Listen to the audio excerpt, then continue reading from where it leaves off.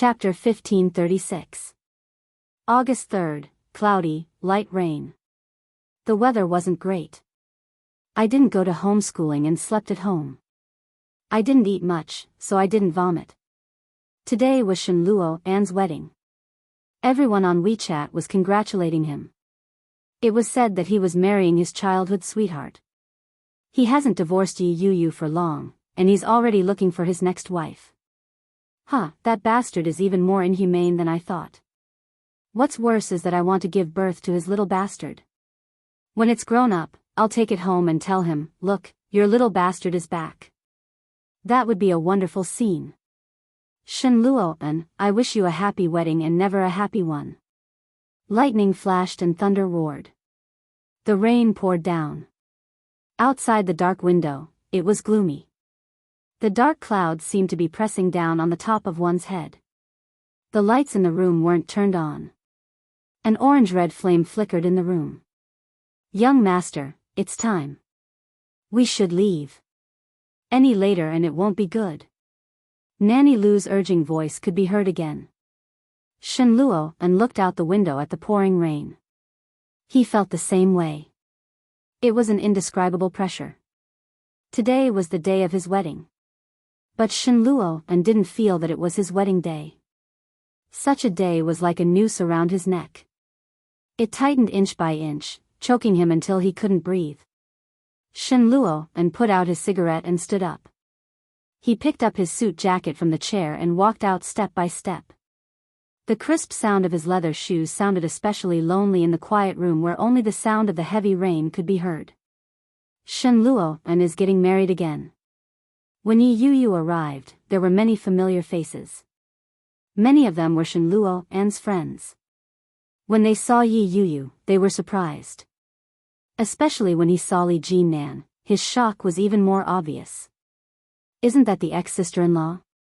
Why is she here?" I think Shenluo An or the bride called her.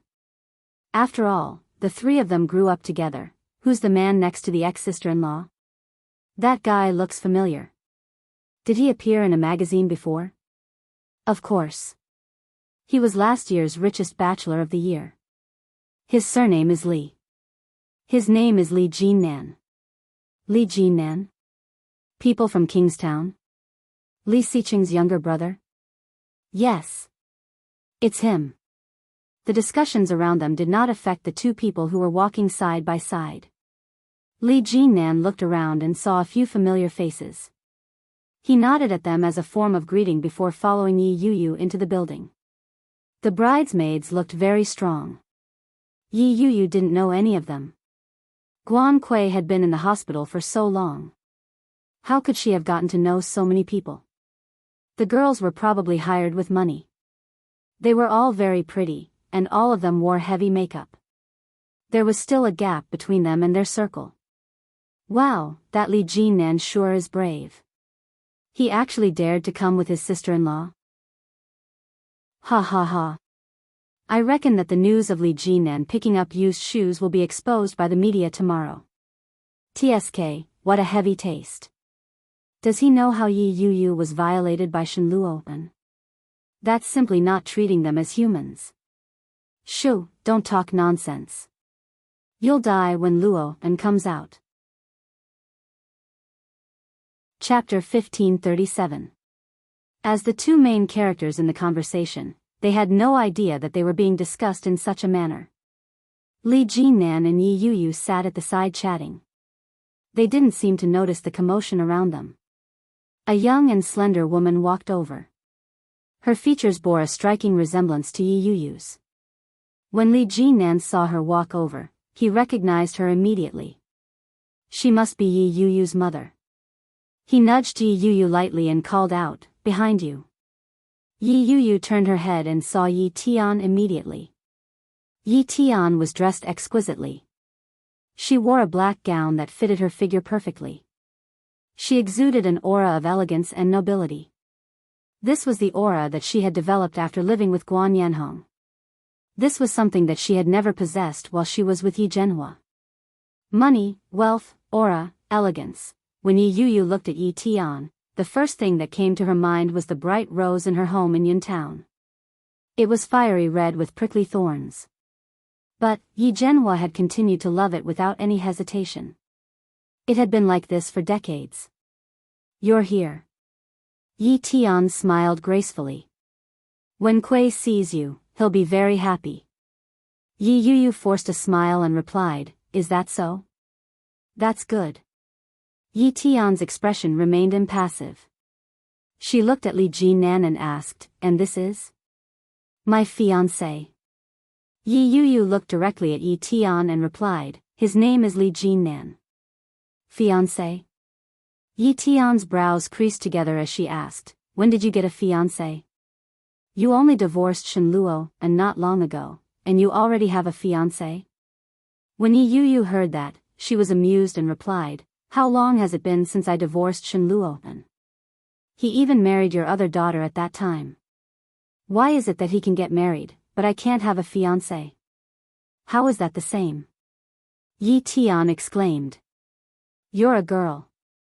People will say that you're a loose woman if you behave like this. Oh. Realization dawned on Yi Yuyu's face. She looked at Yi Yuyu with a faint smile. She had a hint of Li Jinan's charm as she said, if I'm a fickle woman, then you took your daughter and ran off with another man. Does that count as promiscuous? When Yi Tian heard that, she couldn't contain her anger. Her face turned red with anger. She raised her hand and aimed it at Yi Yuyu's face. However, before it could fall, it was grabbed by a large hand. Li Jinnan's eyes were cold as he looked at Yi Tian and said, Mrs. Guan, please conduct yourself with dignity. Yi Tian was taken aback. She became even angrier as she glared at Yi Yuyu. Yi Yuyu continued to sit there calmly. She raised her head to look at her. Her eyes seemed to contain a hint of provocation. Do you know who I am? I'm Yi Yuyu's mother. Yi Tian retracted her hand and said angrily, how could I not know anything about marriage? Fiancé? Heh, what kind of fiancé is that? I don't agree. Does it count if you say it? Yi Yuyu stood up. Her eyes were calm. Don't flatter yourself. Didn't you already make your decision a long time ago? Guan Kuei is your daughter, and Guan Yanhong is your husband. You are a family. I'm just an outsider. That's how I've been all these years, hasn't it? Chapter 1538. Yi Yuyu looked a little surprised. She raised her eyebrows and asked, have I changed? Why didn't I know? Yi Tian felt a little sad. She looked at Yi Yuyu and said, Yuyu, no one blamed you for what happened back then. Kuei is all right now. I'll plead with your father to let you come home. Let's go back to how things used to be, all right? You're still my daughter. Don't go against me anymore. I'm really sad to see you like this. Yi Yuyu snorted. She felt that Yi Yuyu's expression was hypocritical to the extreme. Back then, Yi Yuyu had been the one who had accused her of framing Guan Kuei and crippling her. All these years, she and Guan Yanhong had given so many looks and scorn that they probably didn't even realize it. Now, that expression and that look on her face were as if she was really looking at her daughter. However, Yi Yuyu didn't believe it. She didn't want to, and she didn't dare to. Mommy. A voice rang out.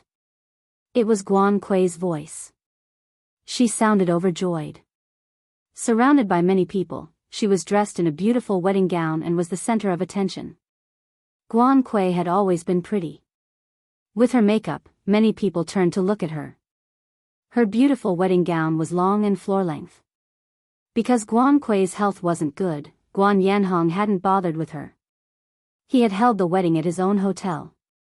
Everything had been handled by the Guan family. The Shen family hadn't done much. Guan Kuei was in excellent condition that day. She was like a little bird as she pushed her wheelchair out. She moved quickly, and her smile was bright and radiant. Mommy, I've been looking for you for a long time. So, you're here. As she spoke, she looked at Yi Yuyu as if she had just noticed her presence.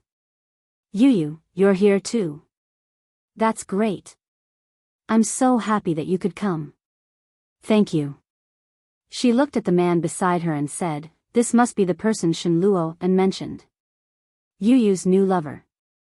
Guan Kui was all smiles as she replied, I heard that you were together with Shen Luo and before you divorced him. Now, you're getting married, aren't you? Congratulations. Those words made the people who had been paying attention to Yi Yu and Li Jinnan look at them with a strange expression. He looked down at Guan Kui and said, thank you for your concern, Miss Guan. It's all thanks to you. If it weren't for your interference, I wouldn't have been able to win the heart of a beauty. Yi Yu was a little embarrassed. Li Jinnan stepped forward at that moment and stood in front of her. Guan Kui's smile froze. Yi Tian stepped in to smooth things over and asked, why did you come looking for me? Where's your father? Dad is inside, waiting for Luo En. When Luo En comes, our wedding can be held as scheduled. Guan Kui smiled blissfully. She looked at Yi Yu and said, Yu, thank you for coming. I have something to tell you. Can you speak to me in private? A few words in private? The relationship between Guan Kui and Yi Yu wasn't that good, was it? Li Jinnan felt that something was amiss. He tugged at Yi Yu and asked, are you hungry? Yi Yu could tell what was on Li Jinnan's mind. It was highly likely that he didn't want her to be alone with Guan Kui. She reached out to gently push his hand away and replied, I'm not hungry. With that, she looked at Guan Kui. What do you want to say? You can say it now. I want to apologize to you, Guan Kui said with a sincere expression. Guan Kui's face was full of sincerity as she said, I wanted to speak to you in private to apologize. Also, there's something more important. Dash. Chapter 1539. Something more important, an apology. Something more important. What could it be? Was her apology related to what had happened all those years ago? Or was it related to the snatching away of her love? Or could it be something else? Yi Yu's curiosity was piqued when she heard that. Yu, can you give me a chance? I really want to apologize to you in person. Guan Kui looked at her with sincerity in her eyes. Yi Tian looked at Yi Yu and said, Yu, big sister is talking to you. So many years have passed, and you've been in a cold war for a long time. Can't you be more sensible? Don't make mommy and big sister worry about you. Yi Yu laughed when she heard Yi Tian's words and asked, have you really treated me as your daughter? Yi Tian was a little annoyed when she heard that. How could you say something like that? You hurt mommy's heart. Yi Yu couldn't be bothered with her anymore. She looked at Guan Kui and said, fine. I promise to talk to you in private. Guan Kui smiled gratefully and said, thank you, Yu. Come with me. As she spoke, Guan Kui steered the wheelchair toward the bridal room that she had always been in. Yi Yu followed her in. Guan Kui waited by the side. She watched Yi Yu enter before closing the door. The closing of the door blocked out all the noise outside. At that moment, only the two of them were left in the room. Yi Yu didn't give her a friendly look and asked, what do you want to say? Hurry up and finish. I'm leaving. Guan Kui didn't seem to mind and replied, I have a lot to say. I'm just afraid you won't want to hear it. Her smile widened. The sweet and blissful smile that she had displayed in front of others was nowhere to be seen. At that moment, her smile seemed unfriendly and sinister. It made one feel uncomfortable. Guan Kui's wheelchair stopped behind the door. She looked at Yi Yu and suddenly moved. Her body slowly rose. Yi Yu looked at her in disbelief and asked, your leg has recovered? Guan Kui's smile became even more radiant. I like that expression on your face. You look like an idiot. Did you really think that I was crippled? With that, she walked toward Yi Yu. It was obvious that her steps weren't steady. It was obvious that she was straining herself. Do you really think that I will never recover in this life? Ha! Guan Kui looked at her. That's what everyone thinks. Even Shen Luo thinks. If I'd known, I wouldn't have kept it a secret. That way, Shen Luo and wouldn't have run away from the wedding. It was another bombshell. Yi Yu was shocked. Running away from marriage? Don't play dumb. Didn't you already know that he would do such a thing? He never wanted me. You know that. That's why you divorced him so decisively. Do you think I don't know that? As Guan Kui spoke, her eyes widened. Her body trembled slightly as she said, "You know that even after the divorce, he still can't forget you. He still loves you, right?" Guan Kui's expression was indescribably ferocious. Yi Yu instinctively took a step back. She looked at her and said, "I don't know. If this is your so-called apology, then I know it. I don't want to accept it. Get out of my way." Chapter 1540. Yi Yu was caught off guard. With Guan Kui's push, her body immediately fell backward. Her whole body fell backward. Behind her was a large vanity table. The moment she fell, there was a loud clattering sound. The commotion was so loud that Yi Yu was in a daze. When the people outside heard the series of sounds, they finally became alert. Someone knocked on the door. "Who's inside?" When she heard the voice, Yi Yu opened her eyes. She realized that Guan Kui wasn't in a much better state. Guan Kui was wearing a beautiful and elegant wedding gown. She was lying on the floor, glaring at Yi Yu. His eyes were red as if they were filled with blood. Yi Yu was shocked by her sudden appearance. She instinctively shrank back. This kind of person is so scary. When she saw someone like that, Yi Yu immediately thought of the word crazy. Guan Kui stared at her and suddenly broke into a smile. That smile was indescribably sinister. It sent shivers down one's spine. She slowly climbed to her feet. Her legs were clearly not used to standing. They trembled as she walked to the other side. She took out a yellow cartoon quilt. On it was the face of a Kelda duck. It was squinting in an unknown direction and smiling eerily. "Help me open it." Guan Kui walked over to Yi Yu and handed the cup to her. "I don't have any strength. I'm thirsty." Yi Yu shrank back and crawled up from the floor with great difficulty. She looked at Guan Kui and didn't dare approach her. This person is crazy. If such a person were to be killed at this moment, she wouldn't be sentenced. She's crazy. Crazy people don't have to bear legal responsibility when they commit crimes. Yi Yu knew that very well. She felt that something was wrong. Someone was shaking the doorknob outside and yelling, "Who's inside?" Did something happen? The door had been locked from the inside. The person outside couldn't open it without the key. Guan Kui didn't seem to notice the commotion behind her. She handed the cup of Kelda duck to Yi Yu and said, "Yu, help me open it." Just like before. Yi Yu looked at Guan Kui. Her heart was in turmoil. In the past, before Guan Kui's accident, Guan Kui would always hand her the drink she bought. She would giggle and say, "Goddess of strength, help me open it." It was only natural. They were all smiles and there was no gap between them. But, since when did it start to change? Ever since, what happened to Guan Kui? No, even earlier, much earlier, Yi Yu looked at Guan Kui, but she didn't dare take the bottle. She asked, "This bottle is very easy to open. Why do you want me to open it?" "This is the bottle that Luo and gave me." Guan Kui smiled brightly. He said that he wanted me to smile even brighter. Many a time, when I smile, I look just like this duck. It's very cute. Guan Kui's face softened at the mention of Shen Luo, but she quickly regained her composure.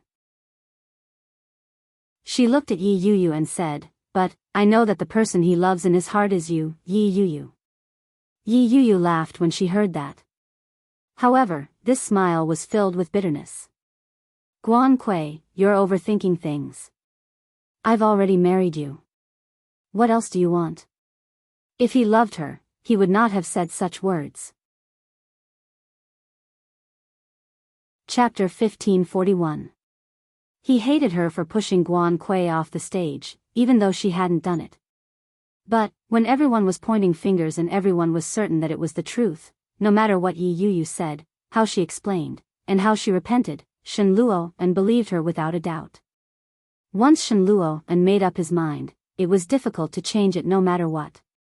Yi Yuyu knew that no matter how much she resented and hated him, she was powerless to change anything. That feeling of helplessness persisted for a long time. Even now, Yi Yuyu still hadn't considered whether Shen Luo and still liked her or loved her. After so many years, the extravagant hopes of the past had vanished into thin air. When Guan Kui heard Yi Yuyu's words, she stared at her. After a long time, she suddenly laughed. Yi Yuyu, sometimes I really pity you. What do you mean? All these years, Shen Luo and has been by your side. God knows how much I envy you, but you've wasted all that time. If it were me, I would have used those 7 or 8 years to keep him in my clutches. Guan Kui's face was a mixture of regret, relief, and schadenfreude. It's all because of me that you're in this state. Ha ha ha. Yi Yuyu's lips pursed tightly. Her emotions were complicated. Yi Yuyu should have berated Guan Kui for being a mistress, a despicable person, and a shameless person. After playing the fool a few years ago, Guan Kui had planted a thorn in their hearts that was difficult to pull out. It had caused the distance between them to grow further and further apart. Every time she got close, she would be viciously stabbed. All these years, her life had been very difficult. Everything had been caused by Guan Kui. Yet, on such an important occasion, Shen Luo and had escaped. Guan Kui's laughter grew louder and louder. Tears streamed down her face. Yi Yuyu, I'm sorry. I'm sorry. The exquisite makeup on her face was stained by her tears. Her cries grew louder and louder. The pure white wedding dress fell to the ground. The bottle in Guan Kui's hand fell to the ground with a dull thud. Kelda Duck's yellow bottle bounced a few times and rolled to Yi Yuyu's feet. Guan Kui squatted down and wailed uncontrollably. I'm so jealous of you. I'm so jealous. Guan Kui buried his face between his legs. His muffled voice was filled with sorrow and desolation. The bride, who was supposed to be smiling and happily accepting everyone's blessings, was now crying helplessly in the room. Yi Yuyu felt her heart wrench. She looked at her with her lips tightly pursed. She lowered her eyes and looked at the cute Kelda Duck water bottle on the ground. Squatting down, he picked up the cup and opened the lid. It was full of water. She took 2 steps forward and squatted down. She reached out her hand and gently said, everything will pass. Shen Luo and left today because he was irresponsible. This kind of man can't give you a future, and he's not worthy of your love. Guan Kui buried her head in her hands. Her sobs gradually died down. She raised her head and looked at Yi Yuyu. Yi Yuyu held the glass of water in her hand. Her eyes were filled with sympathy as she said, we all deserve better. She gently pushed the glass of water forward. Her expression was the same as ever. When Guan Kui had lost the dance competition and was crying in her room, Yi Yuyu had done the same thing. She had comforted her by her side. Chapter 1542. It had a cute design and a funny pair of eyes that seemed to be laughing at her. Guan Kui reached out and took the glass from her. She suddenly smiled and said, it's still open. Thank you, Yi Yuyu. Yi Yuyu didn't know how to react. She instinctively looked at the glass in front of her. It's still open? What does that mean? Without waiting for Yi Yuyu to react, Guan Kui raised the glass and started drinking. She drank the water a little too quickly. Droplets of water flowed down her chin and onto Guan Kui's collarbone. Guan Kui's wedding gown seeped deep into her skin. Yi Yuyu squatted in front of Guan Kui. She could clearly hear the gurgling sound coming from her throat. Guan Kui gulped water down her throat. The droplets of water from the corners of her eyes kept flowing down. Guan Kui tossed the cup aside and wiped her chin forcefully. She said, "Do you know how much I envy you? Ever since I was young, I've always strived to do my best in everything. My father always hoped that I would be stronger than most people, but I lost my mother when I was young." Yi Yuyu's eyes widened. As Guan Kui spoke, she stumbled to her feet and said, "It's said that my mother died during childbirth when she was giving birth to me. In this world, I'm Daddy's only family. I'm his only flesh and blood. That's why he has high expectations of me. It's so high that I don't even have time for myself. It's impossible for me to do what I like." Yi Yuyu looked at her and slowly stood up. She gently said, "You did it, Kui. You're outstanding." "So what? I'm outstanding, but the person I like doesn't like me at all. I grew up with Shenluo, but he can get along with you so well.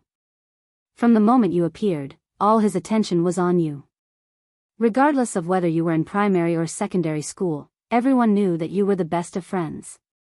As for me, I'm nothing more than a genius who relied on hard work to gain everyone's approval." Yi Yuyu looked at her with a complicated expression. Her heart was filled with sorrow. Guan Kui was actually jealous of me. Before I entered university, I always thought that Shenluo and I were the most compatible, but he made such a wish on his birthday. Do you still remember what he wished for?" Yi Yuyu didn't say a word. She remembered, of course she remembered. "I want to be with Yi Yuyu. I want Yi Yuyu to be my girlfriend." This birthday wish was said in front of all his friends, and also in front of all their friends. At that time, there was a burst of cheers and jeers. Yi Yuyu blushed and ran out. He immediately caught up with her, hugged her, and kissed her in the dark. Everything seemed to happen naturally. Without any deliberate announcement, the two of them were together as it should be. However, something like that happened later on. Everyone knows that you two are a match made in heaven. I can only smile and wish you well. I can't show any unhappiness." Guan Kui laughed. She had a sickly, deranged look on her face. "Heaven knows. I'm so jealous of you that I'm about to go crazy. I really hope that every time the two of you hug each other, you get run over by a car or struck by lightning." Chapter 1543. Fortunately, my chance came. Guan Kui smiled as she slowly backed away. "You organized an adventure in the wilderness.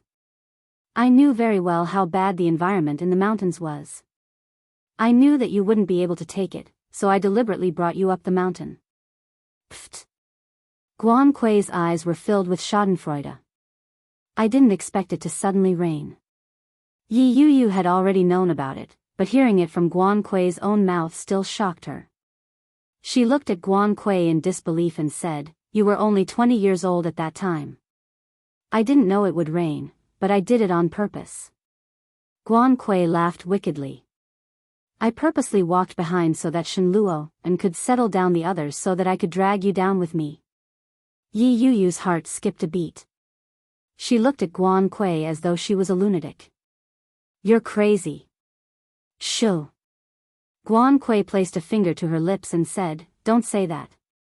I just did something that none of you could imagine." Her eyes turned into crescents as she looked at Yi Yuyu and said, "I didn't expect that after so many years, this incident would still have such an impact." Guan Kui's footsteps gradually backed away. Her footsteps were slow, and her legs were trembling. She stood unsteadily. Yi Yuyu looked at her appearance and felt extremely sorrowful. She looked at her legs, which were covered by the wedding gown, with pity and asked, "Is it worth it now?" Guan Kui's legs, which she had once been most proud of, were now completely crippled. In this lifetime, Guan Kui's dance would probably be difficult to pick up again. "You set me up, and I'm still standing here, safe and sound. But, you lost more than just a pair of legs." Her life, which was supposed to be brilliant and glorious, had been destroyed by a single thought of hers all those years ago. The good thing was that she could still walk. Everything wasn't too bad. "Guan Kui, what happened in the past is in the past. I don't want to pursue it. Yi Yu looked at her and said, now that things have come to this, the damage has already been done. I won't feel anything even if you tell me these things now. Yi Yu took a step forward and said, forget about it. We all deserve a better life. As she spoke, she looked down at Guan Kui's legs and said softly, if you do your rehabilitation well, you might be able to stand up again and walk normally. As for Shen Luopen, if he's not suitable, he's not suitable. No matter how much you force him, he won't be able to stay. Guan Kui cracked a smile, revealing a row of bright red teeth. When Yi Yu saw it, she was shocked. Blood trickled down the corner of Guan Kui's mouth. His eyes, which were already somewhat bloodshot, suddenly became bright red and glistening. Yi Yu's heart skipped a beat. Her hair stood on end. Guan Kui laughed out loud and replied, you're still as hypocritical as ever. But, I still have to thank you. Some things were destined not to end well from the very beginning. I was already prepared for the worst. Everything that you owe me, it's about time that you return it to me. Yi Yu, as he spoke, he turned around and unlocked the door. Then, his body fell heavily to the ground. He fell to the ground, blood spurting out of his mouth and splashing onto the ground. Ah! A scream pierced through the bustling hustle and bustle. Chapter 1544.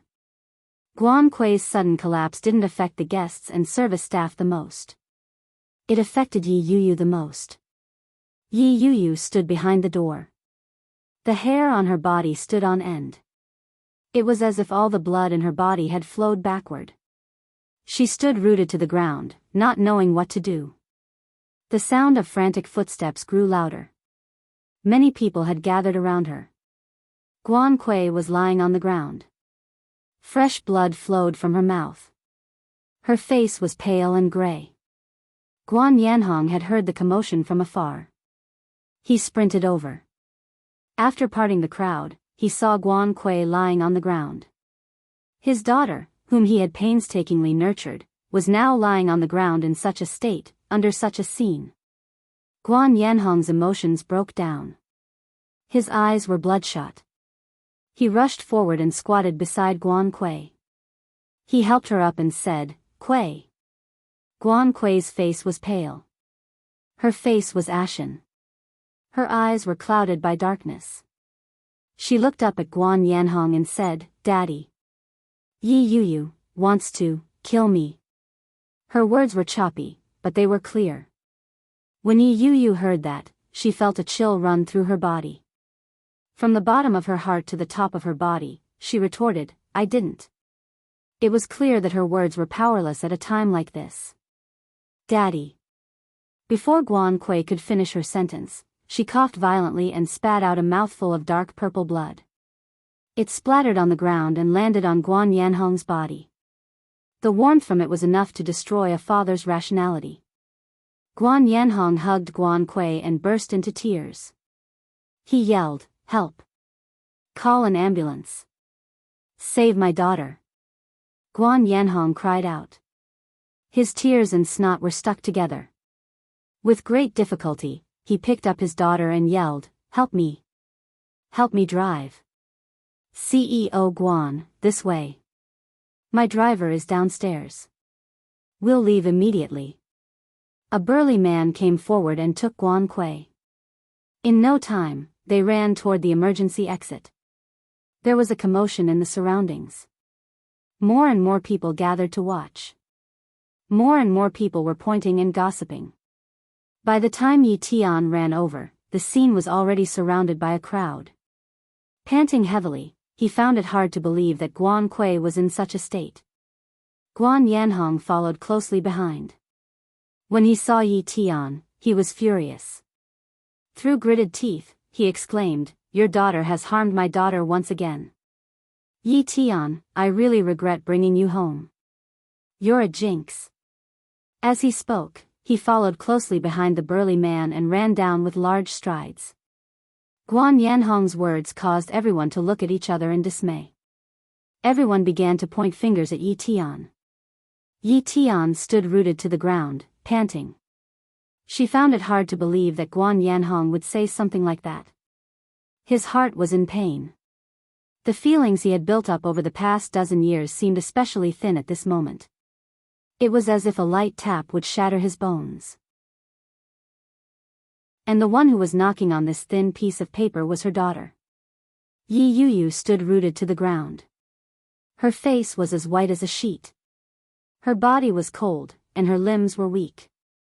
When she saw Yi Tian, she felt as if she had found someone to rely on. Tears welled up in her eyes as she stammered, "Mom, Pa." Chapter 1545. Yi Tian glared at Yi Yuyu with red eyes. Her breathing quickened as she yelled at Yi Yuyu, "How could you be so vicious? Kuei is already in such a state. What threat does she pose to you? How could you want to kill her like that? You're a jinx." Yi Tian had directed Guan Yanhong's words at Yi Yuyu. Jinx, jinx, these three words reverberated in everyone's ears. Yi Yuyu covered her face. The tears in her eyes rolled down her cheeks as she looked at Yi Tian. Suddenly, she smiled. There was sorrow and desolation in her smile. It was a look of despair that made one's heart ache. Looking at Yi Tian, Yi Yuyu raised her hand and used all the strength in her body to return a vicious slap to Yi Tian. No one had expected such a turn of events. The crowd was in an uproar. Isn't that her mother? Oh my God.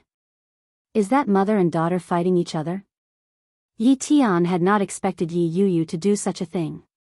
She looked at her in disbelief. She quickly regained her composure and roared, "Do you know what you've done? I'm your mother." As Yi Tian screamed, she raised her hand and swung it at Yi Yuyu's face. Before the slap could land, it was blocked by a large hand. The slap landed squarely on a sturdy arm. Li Jinan pushed Yi Tian. Caught off guard, Yi Tian stumbled back a few steps. Yi Yuyu was on the verge of breaking down. When she saw Li Jinan, she wailed loudly. She threw herself into his embrace and yelled, "I didn't. It wasn't me. I don't know what happened. Believe me. It wasn't me. It had nothing to do with me." Yi Yuyu's words were laced with helplessness and desolation. Li Jinan's expression was tense. He pulled her into his embrace and said, "I believe you. Don't cry. I'm here. I'm here." Yi Yuyu's heart calmed down. She looked up and cried even harder. She asked me to boil the water. At first, I didn't dare help her, but she couldn't hold it properly. The water dropped. After she drank it, she started vomiting blood. It wasn't my fault. It was her own fault. This explanation was so baffling that no one around could understand what was going on. Li Jinan didn't quite understand what she was saying, but he didn't say anything. He held her in his arms and said, "Don't be afraid. I'll prove your innocence. Guan Kuei is already in such a state. There's only you and her in the room. Now that she's been sent to the hospital by your father, we don't even know if she's dead or alive. How dare you collude with outsiders to beat me up? Yi Yuyu, I really didn't expect you to be so despicable. You're exactly the same as your dead father." Yi Tian gritted her teeth and roared. By doing so, Yi Yuyu had already been convicted. But, isn't that Yi Yuyu's mother? Not only did he beat her indiscriminately, but the words he had just uttered were enough to kill Yi Yuyu. While he was shocked, he was also furious. When she saw Yi Tian raise her hand to slap Yi Yuyu, the rage she felt was about to burst out of her chest. She wanted nothing more than to strangle her to death in front of everyone. However, he could not. The current situation was too disadvantageous for Yi Yuyu. He couldn't do anything. Any one of those incidents could be used to frame Yi Yuyu. He turned his head. His sharp, almond-shaped eyes seemed to be coated with frost. Chapter 1546. I've wondered more than once whether you're Guan Kuei's biological mother or Yi Yuyu's biological mother. Li Jinan looked at her coldly. There was no softness in his expression. Yi Tian stood and looked at Li Jinan confidently as she said, I'm Yi Yuyu's mother, but I know what's good and what's bad. I'm on the side of reason, not the side of family. What is reason? What is family? Li Jinan's expression darkened. You abandoned your family for money, and that's family? You indiscriminately slapped your own daughter, and that's reason? What a joke. Yi Tian was incensed by his words and retorted, what has that got to do with you? Who do you think you are? Yi Yuyu is my daughter. I can discipline her however I want. Who are you to interfere? Furthermore, she was indeed in the wrong. As a mother, shouldn't I slap her? Don't make it sound so righteous. Yi Yuyu roared. Her face was red as she glared at Yi Tian. She wiped her face forcefully and said, you stood at the top of the public's opinion and condemned the person that everyone blamed. They said that Yi Yuyu pushed Guan Kui off the cliff, and you slapped me and chased me out of the house. You didn't even give me a chance to explain myself and accused me of the crime. Did it ever cross your mind that I was your daughter at that time? You left of your own accord. No one chased you away. Yi Tian said matter-of-factly. Don't you dare accuse me now. What happened all those years ago was your fault. You harmed Kui's legs. She danced so well back then, but now she can't even stand. The source of this tragedy is you, Yi Yuyu. No. Yi Yuyu screamed. It wasn't me at all. Guan Kui fell on her own. She wanted to frame me, but she didn't dare to go through the legal process. She could only put herself in a weak position so that everyone could criticize me on a moral level. I would never do something like that. Yi Yuyu, you're my daughter. I know you best. Yi Tian looked at Yi Yuyu and said, you weren't that kind of person in the past, but you've changed completely. Ha ha ha. Yi Yuyu was even more enraged. Her face was flushed with anger, but her tears were gone. She yelled, it's like this every time. You want to be a good stepmother, and a good wife. Don't take me for a fool. You pushed me out in exchange for a stable position in the Guan family. You're afraid of living a poor life, so you're especially afraid of losing everything. Yi Tian hadn't expected Yi Yuyu to suddenly say something like that. The truth that she had been hiding all this while had been exposed in an instant. It was as if a bloody scab had been peeled off, and blood flowed freely. More than a decade ago, you abandoned your husband with a child, but Yi Zhenhua has not forgotten you even after so many years. There is still someone waiting for you in Cloud Town. Yi Yuyu laughed sarcastically. But, from the looks of it, you're a heartless woman. You're not worthy of Yi Zhenhua at all. Yi Yuyu. Yi Tian roared in anger. She could feel the gazes of the people around her. Her face burned. I'm your mother. Yi Tian's words caused a commotion in the crowd. The crowd parted, and more than a dozen police officers walked in. The leader looked around and asked, who is Yi Yuyu? When Yi Yuyu saw that, her body trembled. Chapter 1547.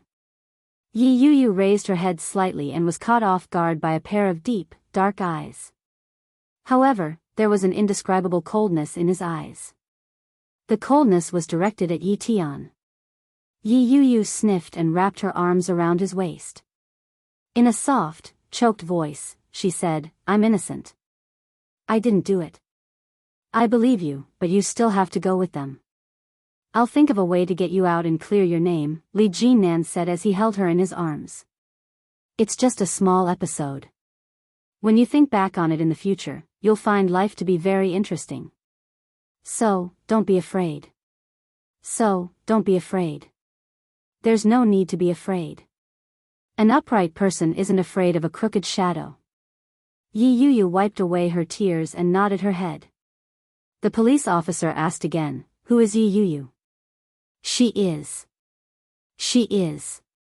Yi Tian pointed at Yi Yuyu and asked, may I ask who called the police?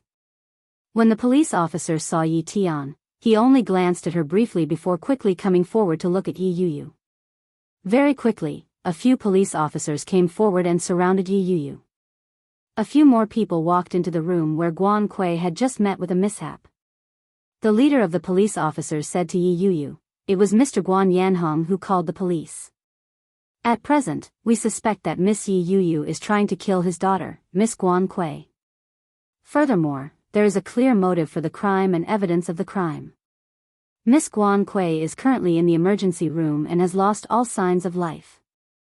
The situation is very serious. Miss Yi Yu, please come with us. Guan Kui's life is in danger? That can't be. It's that serious?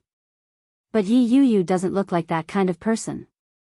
No one would look like that kind of person. Only Yi Yu and Guan Kui were in the room where Guan Kui met with a mishap.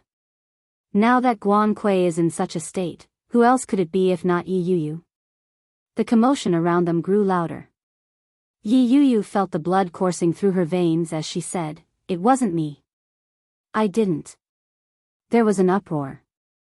There were only the two of you in the room. If it wasn't you, could it have been her? It's her. It's her. Yi Yu shouted. When she said that, everyone around her scoffed. Today is Guan Kui's wedding day. Do you think she'll commit suicide and blame it on you? That's right. She's a bride today, the happiest moment of her life.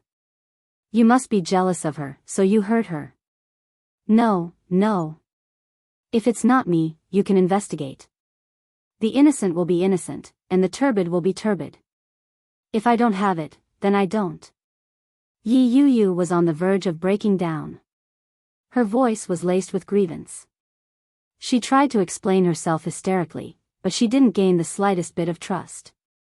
The surrounding people looked at her with deep disbelief. This scene was the same as 7 or 8 years ago. She had explained it to everyone, but everyone had different expressions. He looked at her as if he were looking at a criminal. His gaze made Yi Yu feel pain and despair. The feeling from 7 or 8 years ago returned to her. She felt a chill run down her spine, and her body trembled. Chapter 1548. With that one sentence, the surrounding people all quietened down at the same time. They looked around and looked at each other in dismay.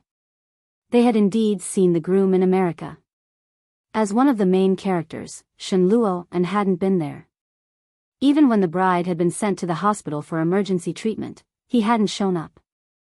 Something was wrong. It's hard to say whether or not it was a suicide. We still need to investigate further, but Miss Yi needs to come with us now, the leader of the police officers said. Another police officer stepped forward to handcuff Yi Yu and said, "If Miss Guan's life can be saved, everything else can be discussed. Please go. Seal off the scene and disperse the crowd." "Yes, sir." Yi Yu's hands were cuffed with cold handcuffs. The unfamiliar feeling went straight to the bottom of her heart. She turned her head helplessly to look at Li Jinnan. Li Jinnan looked back at her and nodded his head silently. He mouthed, "Don't be afraid. Don't be afraid. Don't be afraid." Yi Yu turned her head back. Her heart was racing, and her body was still trembling. How could I not be afraid? Guan Kui had drunk that glass of water and vomited blood. Had she planned to commit suicide all along so that she could frame me? Or perhaps Guan Kui was just trying to hurt herself so that everyone would condemn me and that I would no longer have a place in this world. If the investigation was true, the crime would be established. If nothing happened to Guan Kui, she would be guilty of intentional injury, intentional murder, and attempted murder. If something happened to Guan Kui, it would be considered intentional murder. She would be sentenced to life imprisonment or even death. At that thought, Yi Yu bit down on her lip and sobbed softly. It wasn't me. I didn't want to harm her. It was her own fault, don't worry. We're still investigating. If you're innocent, we'll definitely clear your name. Yes, the innocent will be innocent, and the guilty will be innocent. In any case, she was now a suspect. Since the police had been mobilized, they would definitely clear her name. Definitely. Definitely. Yi Yuyu was taken into the police car. Li Jinan followed closely behind. When they arrived at the police station, Yi Yuyu was taken into custody. All her belongings were confiscated. Li Jinan couldn't even see her face. His heart was heavy. This was the capital. He had been retired for several years. At present, he had no say in this situation. He picked up his phone and called Li Beixing. The call was quickly answered. Hello? Does my brother miss me? Li Beixing seemed to be in a good mood. Li Jinan gave him a simple explanation of the situation, and Li Beixing's carefree attitude disappeared completely. Are you sure she's innocent? I'm very sure. She wouldn't have the heart to do something like that. At the same time, Li Jinan felt a little helpless. At the same time, he blamed himself. It's my fault. I thought that since it's her wedding day, she would definitely stop. Everyone knew that Guan Kui and Shen Luo and had gone through a lot to get together. At the very least, they couldn't ruin their own wedding, could they? It was obvious that he had underestimated Guan Kui and overestimated Yi Yuyu. Chapter 1549. Thank you, big brother. Li Jinan rubbed his eyes and sighed. Li Beixing sensed Li Jinan's emotions and consoled him. Don't worry. As long as she didn't do such a thing, nothing will happen to her. You were right not to be impulsive. This matter can be big, but it can also be small. First, you have to be calm before you can act. Yeah. Li Jinan understood that, but he still couldn't get rid of the pain in his heart. How long have you been with this girl? Li Beixing's tone was solemn as he asked. Everything was fine.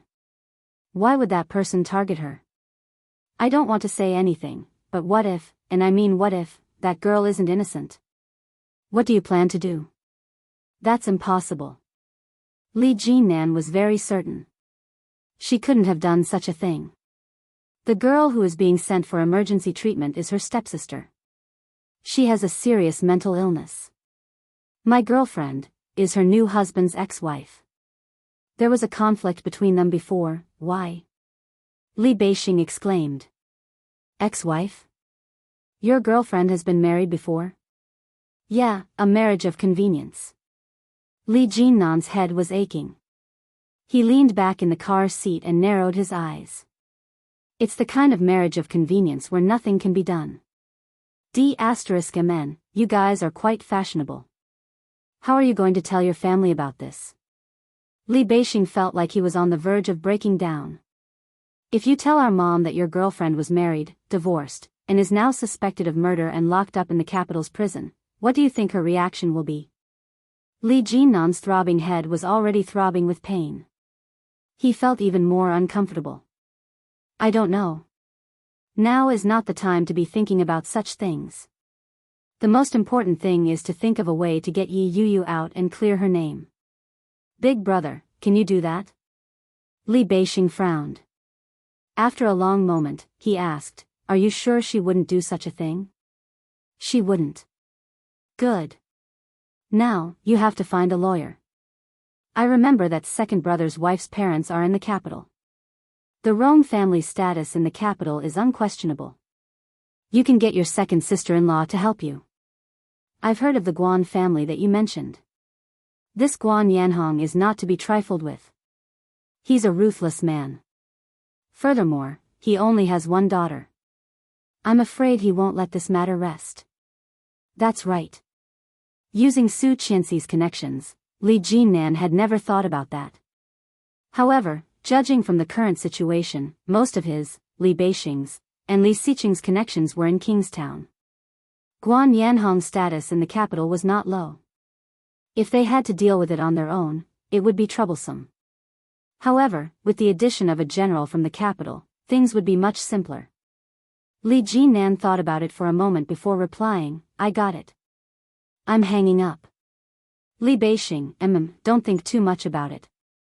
Since she's your girlfriend, of course we have to save her. I'm just afraid that you'll get yourself into trouble, and then it'll be hard to explain to your family. Grandpa's health isn't good, so don't spread this news back home. Yi, Li, Su, he knows that you. Yi. Su, Yi, Li Jikno Li. Chapter 1550. That's right. It would have been fine if it was just a grandfather. More importantly, there was more to it than that. Li Jinnan's headache intensified. He replied, "Got it. I'm hanging up." He hung up the phone and called Su Qianxi. Su Qianxi seemed to be busy. When she heard Li Jinnan's request, she agreed without hesitation. Li Jinnan drove back to the hotel where the wedding had just taken place. The venue was cordoned off, and the police were coming and going. The crowd had yet to disperse. When they saw Li Jinnan arrive, many people started whispering and pointing at him. "That's the boyfriend of the culprit just now. He's quite handsome. Why would he fall for that kind of guy? I'm better than her. Sigh. He's young and promising, but he's blind." Li Jinnan acted as if he hadn't heard the words of the people around him. He walked up to a police officer and asked, "What's the situation now?" The police officer looked up. When he saw that it was Yi Yuyu's boyfriend, his attitude darkened. He replied, "Other than the makeup artist's fingerprints, there are also Guan Kui's and Yi Yuyu's fingerprints." "What do you mean?" Li Jinnan had a bad feeling about this. In other words, other than the makeup artist and the other necessary personnel, Madame Yi Yuyu entered the room more often. When he saw the expression on Li Jinnan's face, the police officer felt a little sympathetic. He took out the photo of the evidence and said, "This young lady isn't simple. There are very few fingerprints in there.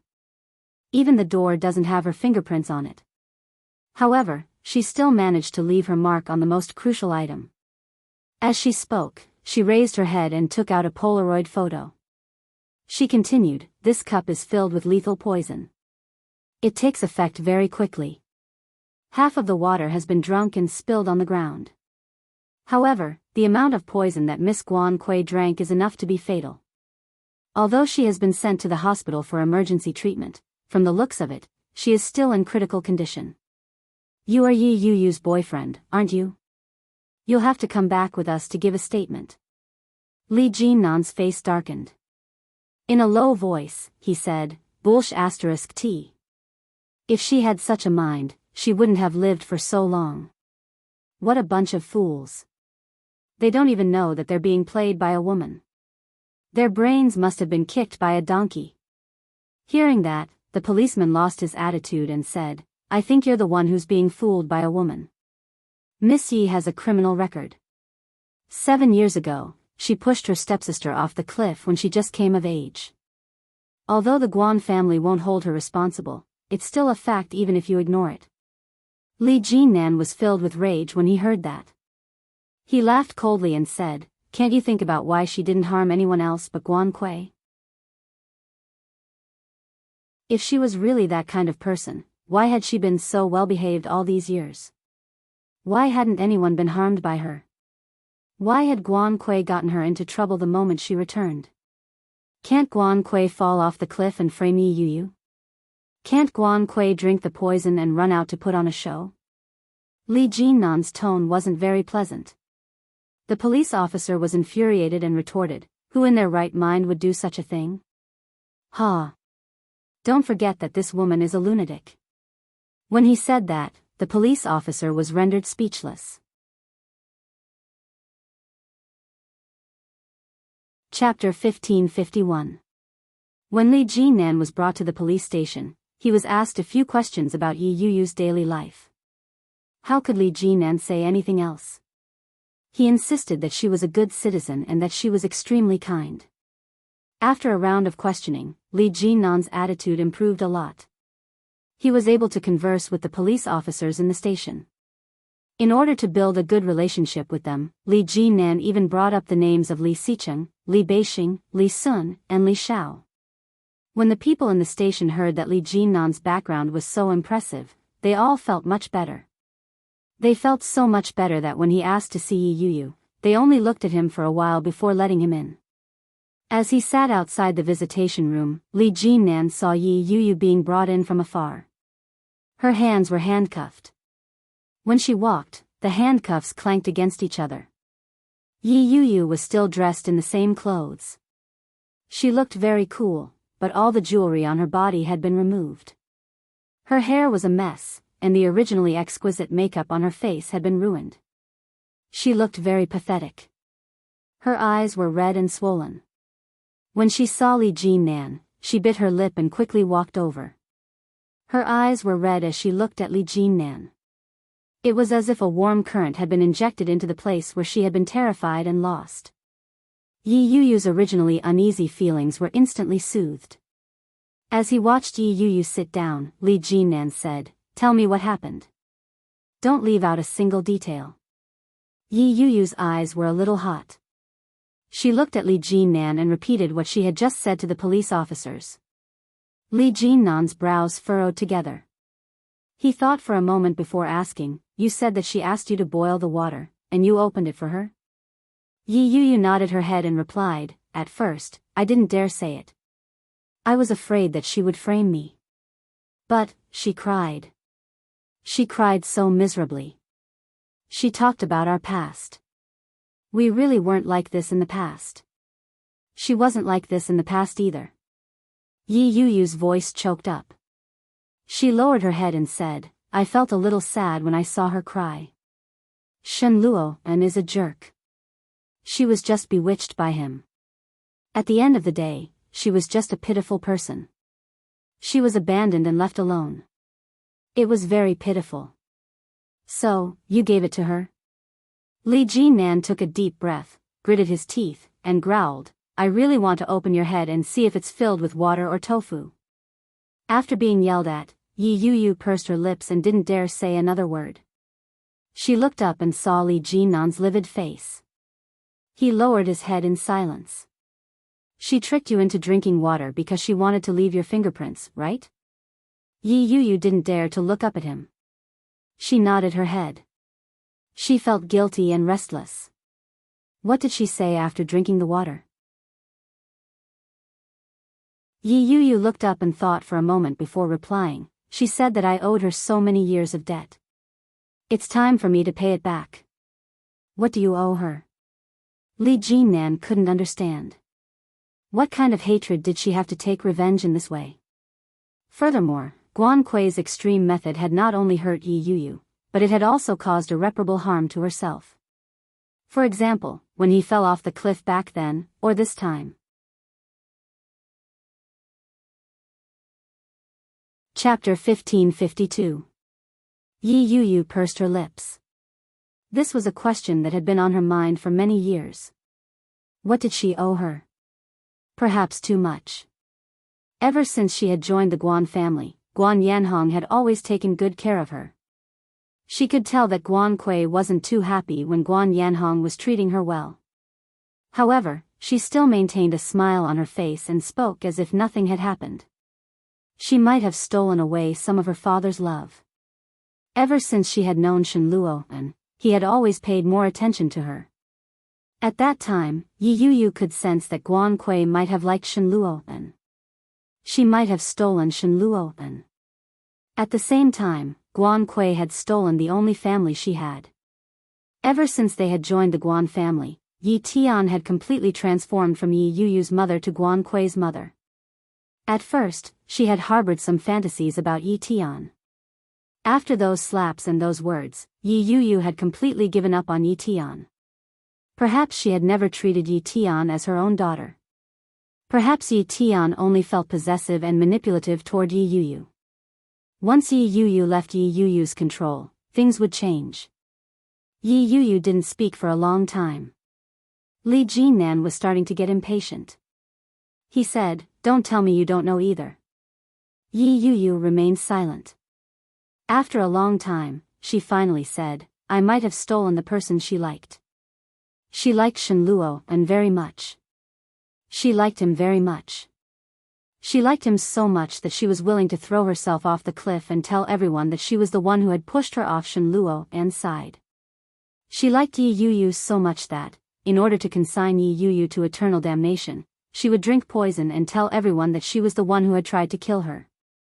Yi Yuyu could only passively choose to be framed. She was caught off guard by all sorts of attacks. Yi Yuyu didn't even have a chance to retaliate. Similarly, no one had given her the chance to do so. Even her biological mother was one of them. Li Jinan took a deep breath and asked, all because of AB*TCH? You women are crazy. That's right. Women are like that. For a man, they can do anything. Yi Yuyu's lips twitched. Back then, I was equally crazy to marry Shenluo and Li Jinnan's face darkened. Are you still thinking about him? Yi Yuyu shook her head. No. After we divorced, our relationship was completely severed. At this moment, who knows where this guy has gone? He didn't appear at the wedding, and no one has seen him.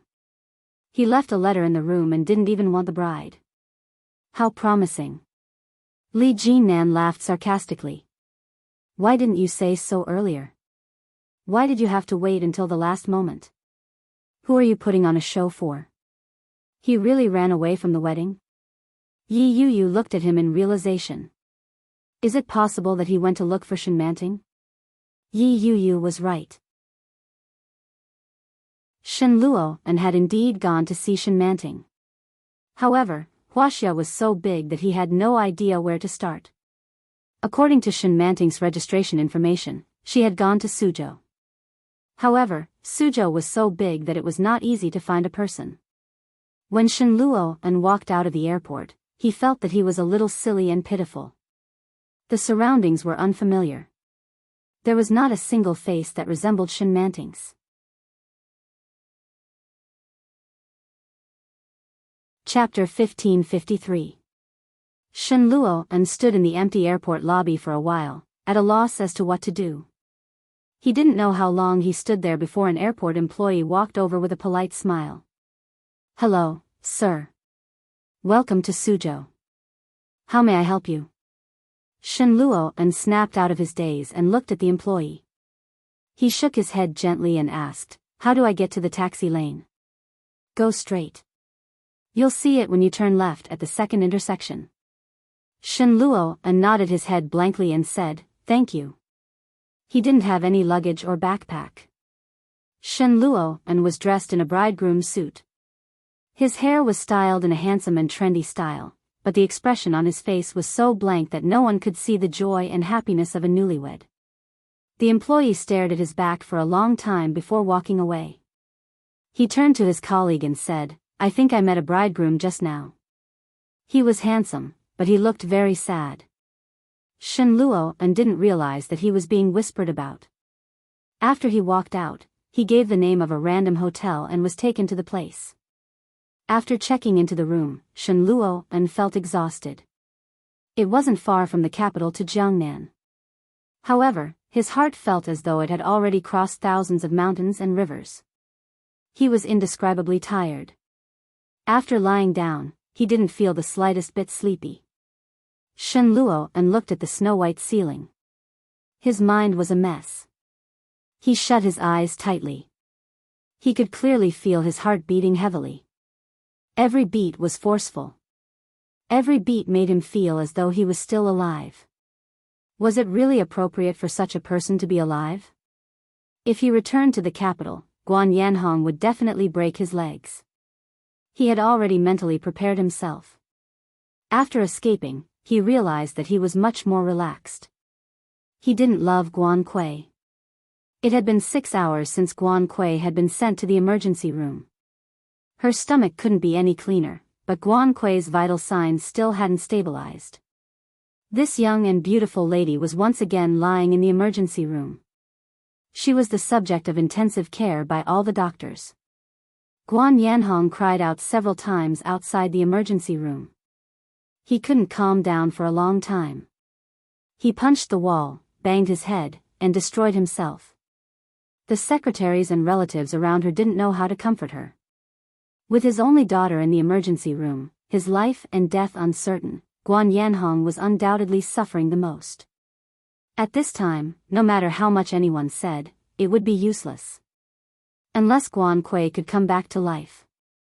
After more than 6 hours, the door to the emergency room was finally opened.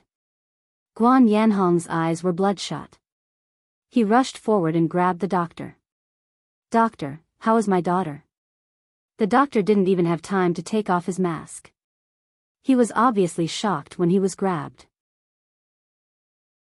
The doctor took off his mask and said, "We've tried our best." "What do you mean?" Guan Yanhong roared in disbelief. "What do you mean by that? What do you mean by trying your best? My daughter was just fine a moment ago. How could you not save her?" The doctor was startled by his roar and said, "I haven't finished speaking. Don't get agitated." Guan Yanhong was pulled back. Only then did the doctor dare to speak louder. "The patient is still unconscious, and his condition isn't looking good. If he can wake up within 48 hours, he'll be safe." Chapter 1554. Guan Yanhong wasn't any calmer than before. He rushed forward and grabbed the doctor by the collar. "I don't care what you do. My daughter can't die. Do you hear me? She can't die." Guan Yanhong's emotions were clearly unstable. The doctors and nurses in the room rushed forward and pulled his hand away. The people behind him immediately pulled him down. The doctor heaved a sigh of relief when he was pulled down, but he still said, "I can't guarantee that. It all depends on the patient's will to live and the state of her recovery. If you continue arguing like this, the patient won't be able to rest well." Who knows, Guan Yanhong couldn't take it anymore. His only daughter, who he had always relied on, had been reduced to this state in an instant. To Guan Yanhong, this was like a bolt from the blue. What was supposed to be a happy wedding had been ruined by AB*TCH. While Guan Yanhong was filled with remorse and pain, he also felt a deep sense of hatred. Yi Yu. At a time like this, the most important thing was to ensure his daughter's safety. "I want to go in and see my daughter." It wasn't a plea or a statement. It was an order. His tone made the doctors feel displeased. The attending doctor said, "The patient needs silence. The most important thing now is to ensure that she gets absolute rest." Guan Yanhong looked at the attending doctor and growled, "I'm just going in to take a look. It won't be noisy. I'll be alone." His tone was harsh, and it made everyone feel even more dissatisfied and angry. But he was Guan Kui's father. Hearing that, the doctor finally nodded his head. Guan Yanhong rushed in immediately. He looked at the ashen-faced Guan Kui on the bed. Her heartbeat was steady, but it was obvious that she wasn't in a good state. Guan Yanhong's heart ached so much that he couldn't speak. His heart was filled with hatred for Yi Yu. 7 years ago, and now, she had laid her hands on his daughter twice in a row. Did she really think he was a decoration? The doctor walked in and waved at Guan Yanhong. "Come out for a moment." Guan Yanhong gazed longingly at his daughter a few more times before walking out of the room. The doctor closed the door and said softly, "The patient's condition isn't very good. Her will to live isn't very strong. My suggestion is that you find someone she cares about or someone who can awaken her will to live. Your daughter is supposed to be getting married today, right? You can ask her husband, or the person who framed her today, to come along." The doctor said very seriously, "Even if it's hatred, normal people will want to take revenge. Moreover, with your daughter's current condition, she needs external stimulation the most at this time." The thought of Yi Yu filled Guan Yanhong's heart with hatred, but the doctor's words had mentioned another person. Shen Luo-en. Little Su. Yes. Hurry up and find Shen Luo-en. Xiao Su hesitated and said, "Mr. Shen doesn't seem to be in the capital anymore." When Guan Yanhong heard that, he flew into a rage and retorted, "How is that possible? Today is his wedding day with Kei Yi. How could he not be in the capital? Furthermore, if he's not in the hotel, he's on his way here. Call him and ask him to come over immediately.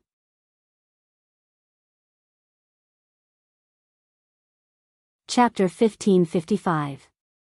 It was a small envelope with the name, Shenluo, and written on it. When he saw it, Guan Yanhong had a bad feeling about it. He reached out, wanting to take the envelope, but in the next second, his hand froze in midair. Looking at Xiao Su, Guan Yanhong's expression darkened. He asked, "What's written inside?" Xiao Su shook her head.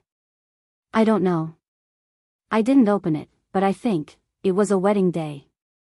Leaving an envelope without seeing the person was obvious that it couldn't be anything good. Guan Yanhong's face was ashen. He took the envelope and tore it open. Inside was a notebook. There was only one line of words on it, making the paper look especially empty. "I'm sorry. I don't want to let you down." Those few words were enough to explain Shenluo An's intentions. Guan Yanhong was furious and roared, "What the hell is this? Shenluo An." Xiao Su was startled by Guan Yanhong's outburst. She pursed her lips and said, "I did a quick check." Mr. Shen chased the driver out of the wedding car and drove it to the airport. Guan Yanhong clenched his fist. The paper in his hand crumpled into a ball. "Find him for me." "Yes. Also, get a lawyer. I want to sue Yi Yu. Guan Yanhong's eyes were bloodshot. "I want her to die in prison." Xiao Su lowered her head and didn't dare to speak. She quickly agreed and left. The situation didn't look optimistic. Li Jinnan had been busy for the past 2 days. The next day, he contacted Rong Haiyue. Rong Haiyue belonged to the military and couldn't directly intervene in the matter. It was a little troublesome to deal with. After using all sorts of connections, he finally contacted Rong Haiyue's nephew, who was also Su Qianxi's cousin, Rong Rui. This wasn't the first time Li Jinnan had heard of Rong Rui.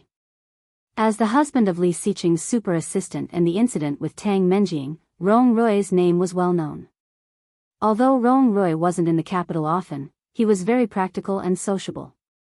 He also had many friends. Through his network of contacts, Li Jinnan got in touch with a well-known lawyer in the capital who was known to have never lost a case. By the time he understood the situation and saw Yi Yu again, 2 days had passed. Everyone knows that Miss Yi and Miss Guan are inside. No one can prove that Miss Guan drank the poison and Miss Yi is innocent. The most troublesome thing is that Miss Yi helped her open the bottle. The most crucial point of this matter is on it. Miss Ye's fingerprints are clearly left on it. In addition to your previous grievances. The lawyer's words were very serious. Yi Yu sat across from them. She was very nervous. Especially after hearing the lawyer's words, his heart became even colder. More importantly, Guan Yanhong's status in the capital is not low. The higher-ups will likely give him some face. Recently, I've heard that he's dealing with this matter. He's even said that he's going to sentence you to death. Yi Yu trembled slightly and looked at Li Jinnan helplessly. Li Jinnan stood across from her. There was a layer of glass between them. He couldn't touch her at all. He could only reach out to look at her through the glass and whisper, "Don't be afraid. Mr. Lawyer isn't done yet."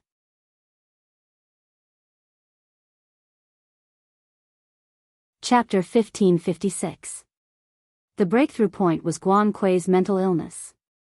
If a psychopath acted up, he would really do anything.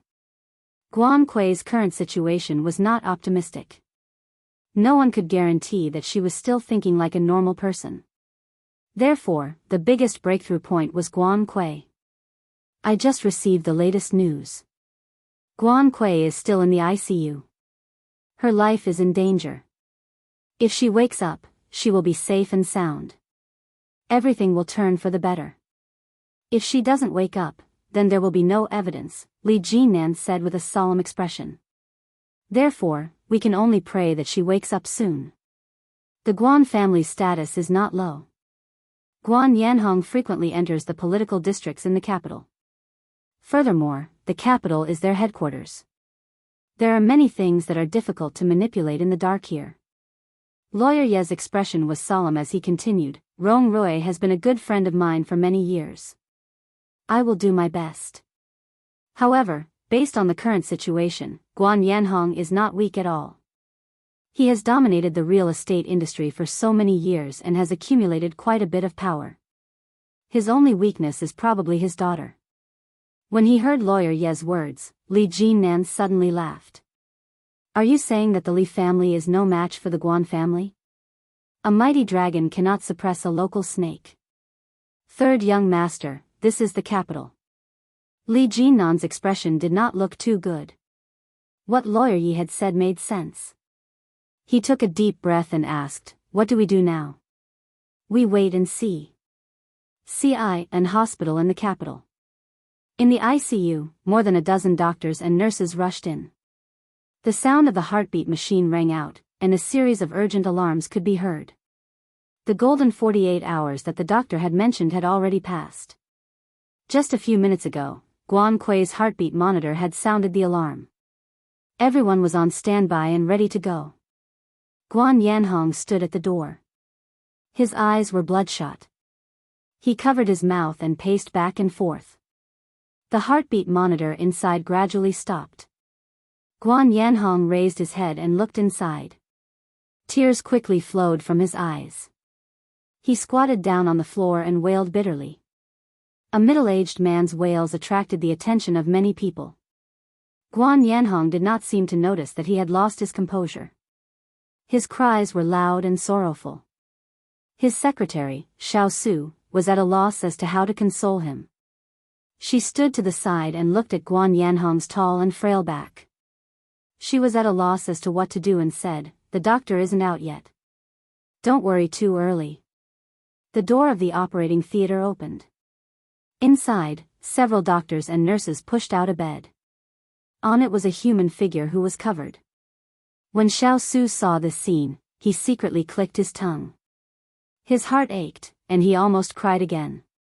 The doctor took off his mask, his face full of regret and self-blame. He bowed deeply and said, I'm sorry, we tried our best. Guan Yanhong collapsed to the ground. His sobs shook the heavens as he helped Xiao Su to her feet. Xiao Su led Guan Yanhong forward. When they lifted the white cloth, they saw Guan Kui's ashen face. His daughter, who was originally full of happiness and was about to be married today, was poisoned to death just like that. Guan Yanhong's sobs intensified. Suddenly, he raised his head.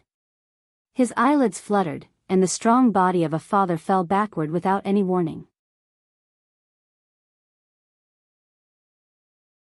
Chapter 1557. With the news of Guan Kui's death, everything seemed to be at an impasse. After a few days of silence, Guan Yanhong finally brought the matter up again and took Yi Yuyu to court. The evidence at the scene and witnesses were present. The most crucial piece of evidence was Yi Yuyu's fingerprints. Lawyer Yi also pointed out that the cup contained a very rare chemical poison. It was considered a chemical contraband and was very rare. It was very difficult for people who were not familiar with chemical medicine to come into contact with such a drug. Lawyer Yi raised a few points of suspicion. 1. Yi Yuyu didn't have the time to buy such things. Even if she did, she wouldn't have been able to. 2. Yi Yuyu was currently living in Kingstown with Li Jinnan. Her life was very comfortable and she enjoyed a good life. Why would she kill a stepsister with whom she had a grudge? There was no motive for the crime. 3. Yi Yuyu was called into the room by Guan Kui. Furthermore, Guan Kui was mentally ill. It was highly possible that Guan Kui had orchestrated and acted out all by herself in order to frame Yi Yuyu. 4. On the day of Guan Kui's wedding, the groom didn't show up. Furthermore, the groom was a widely recognized genius in medicine. He had come into direct contact with the drug. In other words, Shen Luo and was the biggest suspect. In court, after hearing Lawyer Ye's words, the judges discussed it briefly. Finally, the judge announced that the suspicions were established. Let's invite the plaintiff to speak. With that, Yi Yuyu breathed a sigh of relief. Did that mean that they had the upper hand? The lawyer that Guan Yanhong had hired was very eloquent. With a few words, he brought the focus back to Yi Yuyu. He insisted that Yi Yuyu was the one who had framed Guan Kui. That wasn't the only incident. At the same time, the plaintiff's lawyer brought up the incident from many years ago and insisted that Yi Yuyu was jealous and unresigned. She had always wanted to get rid of Guan Kui because of how outstanding Guan Kui was. That incident had destroyed Guan Kui's legs, but it hadn't killed her. Yi Yuyu was indignant and had been waiting for an opportunity to strike a second time. That was why the incident at the wedding had occurred. After that, the case, which was not simple in the first place, became even more difficult. At the last moment, Yi Yuyu brought up a crucial point of the case. Guan Kui's legs can walk. Guan Yanhong shouted from the audience, **T. There was an uproar at the scene, and soon, the judge announced the adjournment of the court. They still had to examine Guan Kui's body. Things were getting complicated. However, the other suspect mentioned by lawyer Yi never appeared. It was as if Shen Luo and had vanished from the face of the earth. There was no movement at all. August 8th, heavy rain. It had been summer recently, and there was more and more rain. It was getting more and more inconvenient to travel. He seemed to have caught a cold. Recently, he had a slight cold. However, the baby was still healthy and everything was fine. The class went well, and everything was fine. It was just a little lonely. Even though I came into contact with a lot of people every day, and the neighbors who came and went took good care of me, I couldn't integrate into their world. I don't fit in with them. I want to go. The next stop was Li Town, Province G. It was raining cats and dogs. Lightning flashed and thunder roared. Shen Luo and stood by the window of the guest house and looked out at the dark clouds covering the sky and the pedestrians running. He found it a little funny.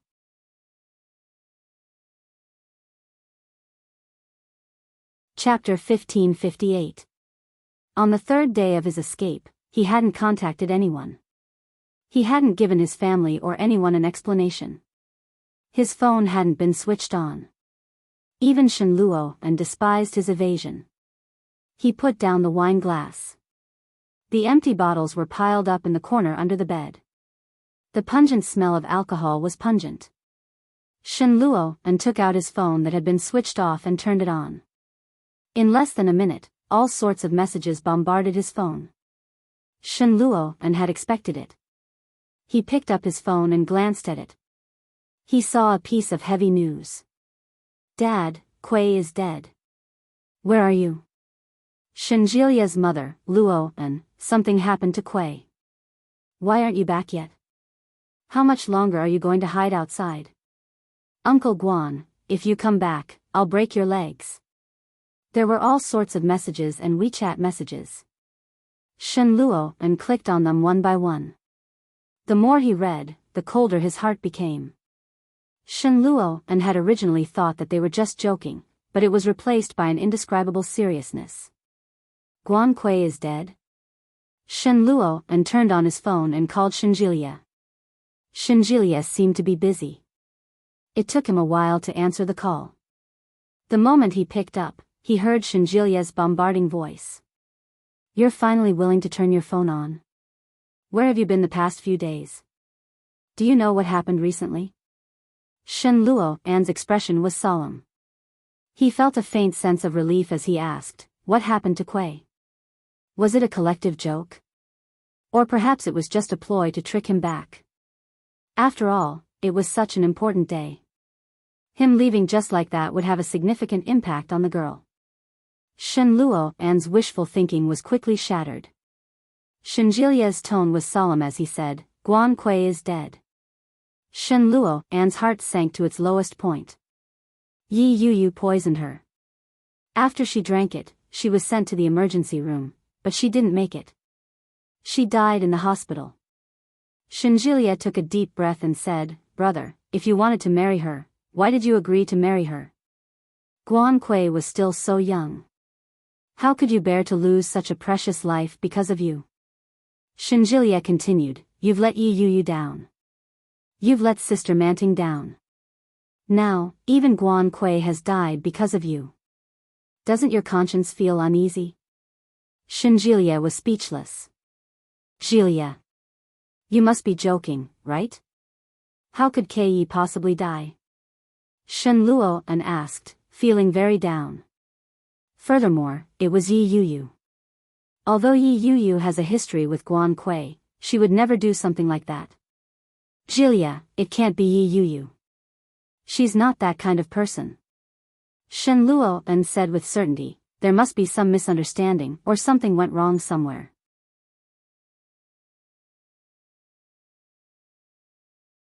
Chapter 1559. Such a simple description made Shen Luo's heart ache. Guan Kui is dead. She was killed by Yi Yu. What a joke. Yi Yu couldn't have done such a thing. She wouldn't have been able to resist even if she had been killed, let alone kill someone. That kind of woman was as weak as a little lamb. Otherwise, she wouldn't have been treated this way by him all these years. Ever since Guan Kui's death, everything had changed. Shen Luo was silent for a moment before saying, I'll go back immediately. Tell me what happened in a nutshell. He laughed coldly and replied, what were you doing earlier? Guan Kui is already dead. Guan Yanhong has already made it known that as long as he sees you, he'll kill you. He doesn't even give face to Dad. Your return now bodes ill rather than well. Yi Qianqian looked at Shenjilia coldly. When Shen Luo heard that, he hung up the phone. He went to the bathroom and cleaned himself up. Soon after, he left the house and hailed a taxi to the airport. Even if Shen Luo didn't know the whole story now, someone would tell him when he reached the capital. There was a new member in Yushio Villa. Li Jianyu and her two brothers were circling around it. It was a small puppy. Its fur was yellow, and its eyes were dark and bright. It was running around the little ones with its tongue out. Li Jianyu held a ball in her hand and shouted at the golden retriever, Little Sue, come here. Little Sue had just arrived at the house that day and was unfamiliar with the name. When it saw Li Jianyu waving at it, it immediately wagged its tail and ran over. It circled around the little one's feet and cried out in a childish voice, Woof. Ursu, don't get too close. Be careful not to get bitten. You'll have to get an injection. Su Qianxi's stomach was already slightly bulging. She looked at her daughter helplessly and said, Mosen, look after your sister. Li Mosen immediately came over and pulled Li Jianyue's hand over. He said, Ursu, don't let mommy worry. The puppy's not clean. Granny Rong is going to give it a bath. When Li Jianyue heard that she was going to bathe the puppy, her eyes lit up and she exclaimed, Really? You're going to bathe the puppy? That's great. Not now. In a few days, if the puppy can't adapt to the environment, it will not be acclimatized. When the puppy vomits, it will be too pitiful. Li Jianxian came forward. Li Jianyue didn't quite understand and said, Mom, if you're going to Grandpa's house, can you bring us along? I don't want little Sue anymore. Anyway, little Sue isn't fun. No, you have to stay at home. Great-grandpa hasn't been feeling well recently, so you can't go back to the old mansion. You have to be good and listen to Granny Rong, do you hear me? Li Jianyue was a little unhappy. She pouted and asked, Then why can brother go? The little boy looked at Li Jianxian unhappily and said, Mommy is biased, and so is Daddy. Why is older brother going and not us? Be good at home with brother Mosen. Brother is going to stay at Grandpa's house. There are no children at Grandpa's house and no one to accompany him. It's very pitiful.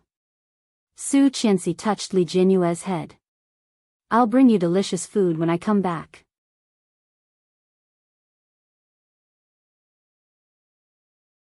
Chapter 1560. Listen to Mommy. Li Xiqing's voice was unquestionable. He walked over and said, The dog can't replace its older brother, but it can play with you. Su Qianxi straightened her back. Her back was a little sore. Let's go. Okay. Li Xiqing came forward and held Su Qianxi's arm. Are you still not feeling well? It's all right. It's much better than before. Su Qianxi held her waist and said, why didn't I have such a strong reaction when I was pregnant with them? This little guy must be very naughty. Li Xiqing smiled when he heard that and said, it's good to be naughty. It's best if it's a girl. That way, our family will have 2 little princesses. Ah, but I like a little brother. Li Jianyue immediately interrupted. She looked at Li Xiqing with a pair of big black eyes and said, Daddy, I don't like a little sister. We don't know if it's a little brother or a little sister, but this is not a reason for you to run out. Go back. Li Xiqing's voice had a hint of a smile. The little girl was not afraid at all. She giggled and hugged Li Xiqing's thigh. Daddy, take me with you. I want to see Grandpa too. I want to see Grandpa Rong and Grandma Rong and Grandpa Song. I haven't seen Grandpa Song for a long time. The little girl pouted and said, Daddy, take me with you. No. Li Xiqing tapped her little nose and said, Nanny Rong, quickly take Ursu back. Mosen, take little sister back. Su Qianxi and Li Jianxian stood behind. Dace's eyes were full of reluctance as he looked at them. His snow-white and tender face was a little sad, and his eyes were a little red. Li Mosen came forward and held Li Jianyue's hand. He looked at Li Xiqing and said, Daddy, will Daesu live at Grandpa's house in the future? He's also going to school there. Won't he come back? Li Xiqing looked at Li Mosen with a pair of dark eyes and nodded. Yes. Li Mosen's little face was full of sadness. He looked at Li Xiqing and asked, why? Because there are no children in Grandpa's family. Grandpa hopes that a child can live with them. Grandpa and Grandma are old and need a sensible child to accompany them. Li Xiqing's explanation was reasonable. It was the truth, but it was hard to accept it when he said it out loud. How could Su Qianxi bear to part with him? When she saw his expression, all the reluctance in her heart was drawn out again. She squatted down and whispered, he'll be back. Bring him back when the holidays are over. She looked at him innocently and said, older brother is going to school. He'll be back after school. I'll wait for older brother to finish school. Let's play together at night. Li Jianxian stood alone in the back. When he heard Li Jianyue's words, there was an indescribable sadness in his heart. He immediately turned around and opened the car door with red eyes. Then, he sat in the car himself. Turning his head, Li Xiqing saw his silent movements and knew that he was not feeling well. However, this was the case in the early stages. Perhaps it would be better once he got used to it. Let's go. There's no time. Li Xiqing helped Su Qianxi up and said softly, the children are not used to it now. They'll be fine when they get used to it. Su Qianxi nodded and quickly got into the car with Li Xiqing.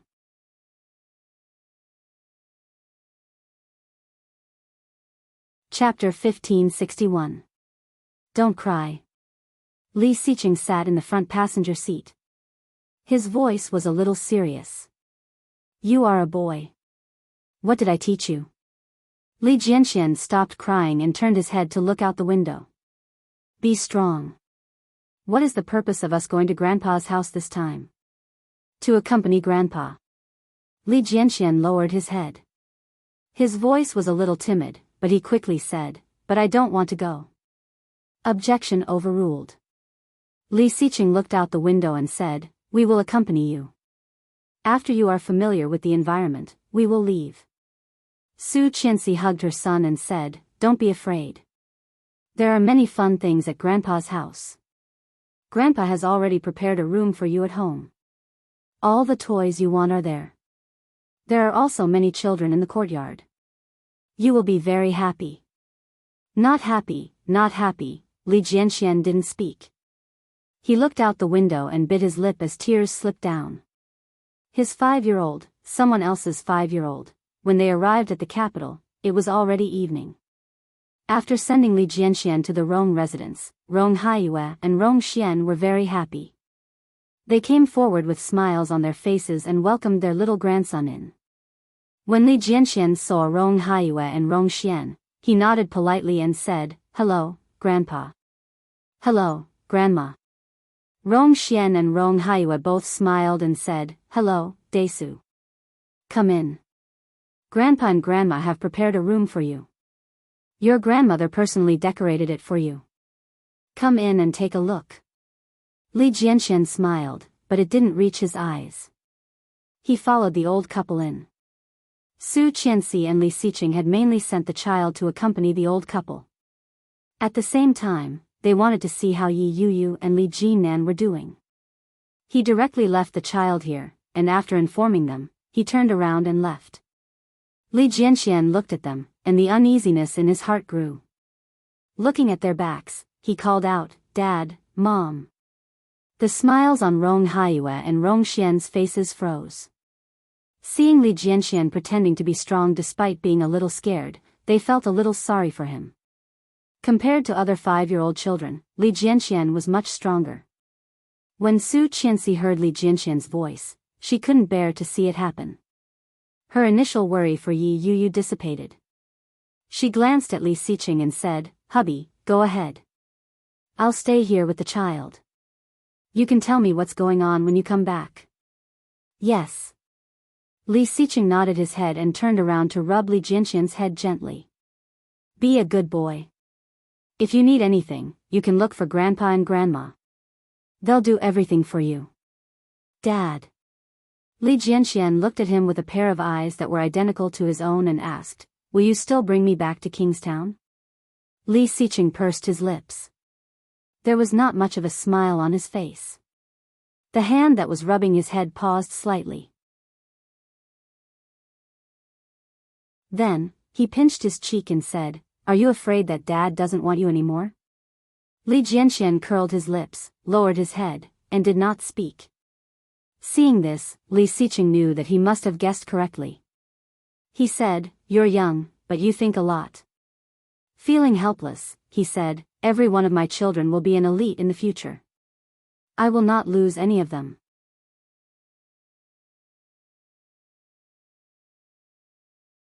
Chapter 1562. More importantly, Mosen wasn't their biological son. Why did they send him to the capital and not Mosen? Could it be that they wanted to raise Mosen as their own child, so they didn't want him anymore? Su Qianxi was stunned when she heard that.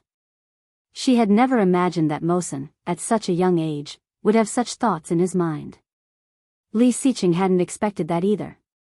When he heard that, he found it funny and his mood became serious. Li Siqing squatted down and looked at Li Jianxian with a serious expression. "Do you know why I chose to send you here?" Li Jianxian shook his head, looking aggrieved. "Because you are my son and your mother's son. Grandpa has no children, and your mother is his only daughter. They are getting old and need someone to accompany them." Li Siqing looked at his son and explained, which was rare. "Ursu is a girl. She cries easily, is delicate, and is a little stupid. You know that, don't you?" Li Jianxian nodded with tears in his eyes, but the tears in his eyes gradually disappeared. "Do you know why I didn't send Mosen here?" In fact, Li Siqing was rarely patient with children. He rarely had such patience, except when he was explaining the exercises to them. Now, he was staring at him and said word by word, "Because he is not our biological child. You also know that Mosen was adopted by us later on. He is our family, but he has nothing to do with Grandpa and Grandma. Do you know that?" The tears in Li Jianxian's eyes had completely disappeared. He looked at Li Siqing and nodded his head vigorously. Li Siqing was a little relieved. He reached out and patted his head. "Because you are our child, biological, so I sent you here. Firstly, you can accompany Grandpa and Grandma. Secondly, you can train. Do you still remember the sentence that Grandpa hung at the back of the study? What does it say?" Li Jianxian thought for a moment before saying, "The Li family doesn't raise useless people." "It's good that you know. The Li family doesn't raise useless people. Only steel that has been tempered can become hard. You may be young now, but this is not a reason for you to be weak. I need you to become stronger. Li Xiqing looked at him with a serious expression and said, Great-grandfather is old, and grandpa and grandma are not young now. If one day I'm gone, you have to take care of the whole family, your mother, and your sister. Do you hear me? Li Jianxian looked at Li Xiqing. His eyes were clear, and his face, which was very similar to Li Xiqing's, was moved. Even Rong Xian and Rong Haiyue were very surprised by his way of education. Was it really appropriate to feed such chicken soup to such a young child? What surprised them even more was that Li Jianxian didn't look like he didn't understand at all. Instead, he nodded his head very seriously and said, yes. Recently, something happened to little uncle's girlfriend in the capital. Apart from bringing you here, your mother and I are also going to check on your little uncle's situation. Your little uncle's girlfriend might end up in jail. Any more serious, and he would be sentenced to death. Li Jianxian's eyes widened and he said, the police wrongly accused a good person? Little aunt wouldn't do anything bad. We don't know yet. Daddy and Mommy are going to take a look. You stay at Grandpa's house and wait for us to come back.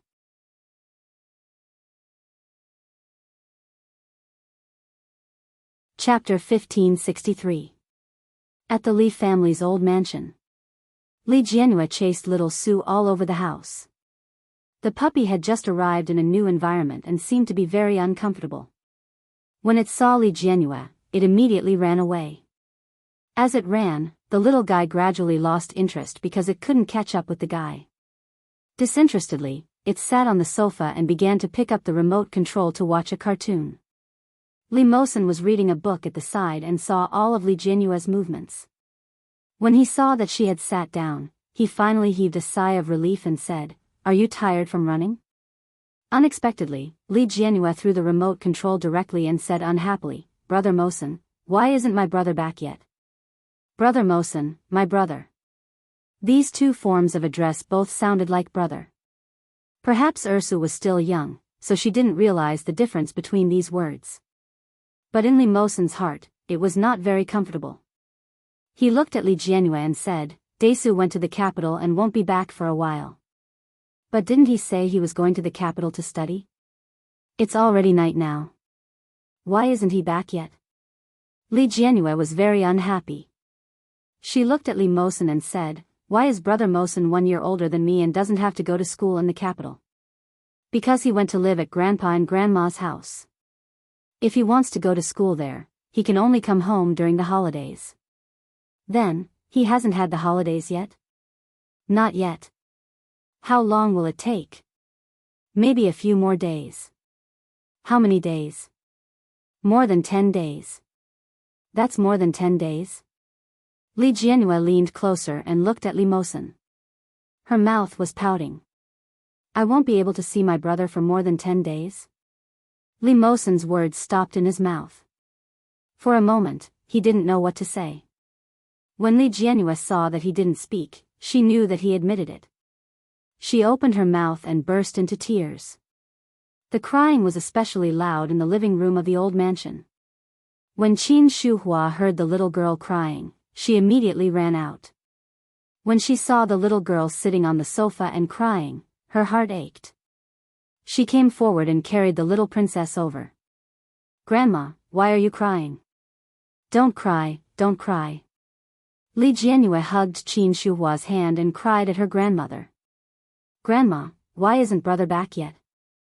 I miss him. I don't want him to go to school in the capital. I want him home. How could Qin Shuhua bear it? But she couldn't convince Li Xiqing and his wife. She thought. She thought for a moment and said, Jianhua, why didn't he come back? It was only then that Li Jianhua's crying subsided a little. She got off Qin Shuhua's body and ran to the phone. She took the phone and turned to look at Qin Shuhua. Qin Shuhua took it and dialed the number. Soon, she called the Rong family in the capital. The family picked up Jianhua's number. Rong Xian looked very happy and said, In-law, hello. QS Qian B. Qian, yes, We just had dinner. Qianqian and Xiqing are busy, leaving me and the baby at home. Do you want the baby to answer the phone? They're still busy in the capital. How could they leave their children at home? These two people. Hey, didn't Qianqian's brother-in-law's girlfriend run into some trouble? See, he's rushing to deal with it. Something happened to Qianqian's brother-in-law's girlfriend?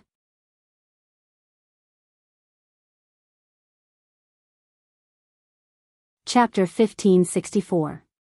When Rong Xian heard Qin Shuhua's tone, she knew that she definitely didn't know about Yi Yuyu. In fact, she had only heard the gist of it. She thought about it and said, that girl seems to have been framed and is now in prison. I'm not too sure about the specifics, but it doesn't seem simple from the looks of it. It's such a big matter. Don't you know? Qin Shuhua really didn't know. It was obvious that they didn't tell her on purpose. They were probably afraid that she would worry. She didn't think too much about it and looked down at the little girl beside her. Li Jianyu was wearing a little nightgown and hugging Qin Shuhua's leg. She pouted and looked anxious as she mouthed, "I'll pick it up." Qin Shuhua chuckled and said into the phone, "Let Ursu say a few words to you." With that, she stuffed the phone into the little girl's hand. As soon as Li Jianyu got the phone, she couldn't wait and called out, "Grandma." Her crisp voice was very comforting. Rong Xian smiled and said, "Ursu isn't asleep yet? What time is it now?" Li Jianyu looked up at Qin Shuhua and said, "Grandma, it's still early. Ursu doesn't want to sleep yet." "Is brother at grandma's?" "Yeah, brother finished eating and came back from a walk with grandpa. He went back to his room to sleep. Can you let brother call me?" Li Jianyu held the phone. Her small hands needed to hold the phone completely, but her expression was very serious as she said, "I miss brother so much." "Why isn't brother back yet?" Before Rong Xian had time to speak, she heard some small movements from the side. She turned her head and saw Li Jianxian in children's pajamas looking over. His fair and beautiful face was a little red, especially his eyes and the skin around them. They were all red. When Rong Xian saw it, she waved at him and said, "Sister wants to talk to you. Come over." Li Jianxian quickly walked over and ran over barefoot. Rong Xian rebuked him and said, "Why aren't you wearing shoes? Don't catch a cold." Li Jianxian didn't say anything. He directly took the phone and asked, "Is this Ursu?" When Li Jianyu heard Li Jianxian's voice, she was overjoyed. She called out sweetly, "Brother, when are you coming home?" Little Sue is too stupid and she runs around. It's not fun at all. "Brother, come back and play with me." When Li Jianxian heard that, he pursed his lips and replied, "I don't know either. When Dad is willing to let me go back, then I can go back. Sleep early. Goodbye." Before Li Jianyu could say anything, Li Jianxian hung up the phone. Rong Xian had just walked over with her small shoes and saw Li Jianxian's red eyes. Before she could say anything, Li Jianxian came forward and took the shoes from her hands. Putting them on, he quickly said, "Thank you, Grandma." Then, he turned and ran. Rong Xian suddenly felt a little guilty. They had taken one of Su Qianxi's children to raise. Wasn't this behavior too cruel to the child? The more Qin Shuhua thought about it, the more she felt that something was off. She made a call to Li Jinan, but he seemed to be very busy. It took a few more calls before he finally picked up. "Hello?" Li Jinan's voice was filled with exhaustion.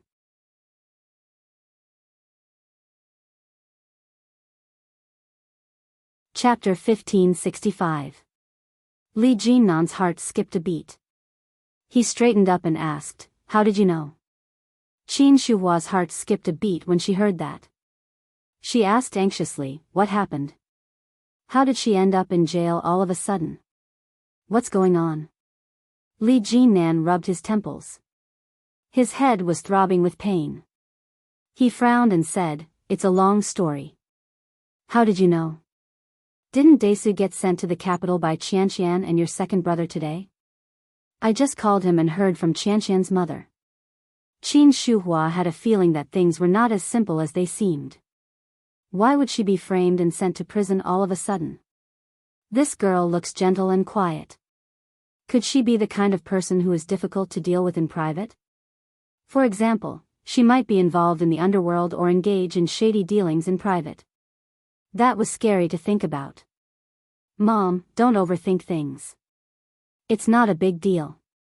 It's just a little tricky. Don't worry. Qin Shuhua wasn't worried about anything. She just felt a little uneasy. Li Jinnan had never been the kind of person to tell his wife things. Usually, there was something wrong with the way he covered things up. Qin Shuhua knew that she wouldn't be able to get anything out of Li Jinnan. She nodded her head and said, "It's good that you know what you're doing. You can help this girl, but you have to do it within your means. I heard that she committed a crime in the capital. The capital is different from Kingstown. You have to be careful."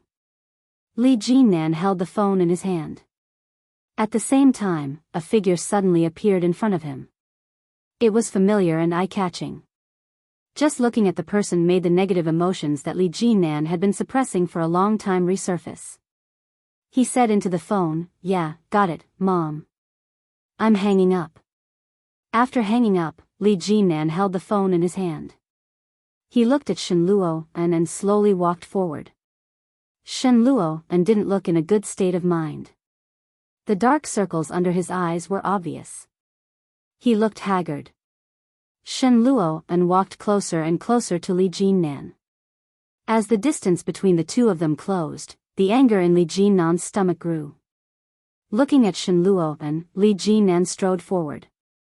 Without another word, he aimed his cell phone at Shen Luo's face and threw a vicious punch. Shen Luo was caught off guard. He stumbled and fell backward when he was hit in the face. Without waiting for Shen Luo to regain his balance, Li Jinnan followed up with another heavy punch. He did not hold back at all. Shen Luo groaned and tried to resist with his hand, but how could a weak scholar like Shen Luo resist Li Jinnan's strength? That tiny struggle was no threat to Li Jinnan. After Shen Luo suffered a few punches, the people around him finally noticed the commotion. The sound of footsteps came from all around. Li Jinnan looked up and reached out to grab him by the collar. He yanked him up and pressed him against the wall. He roared, "You still have the face to show up, you beast." Shen Luo was beaten so badly that he almost fainted. Hearing those words, he sneered coldly and wiped the corner of his mouth.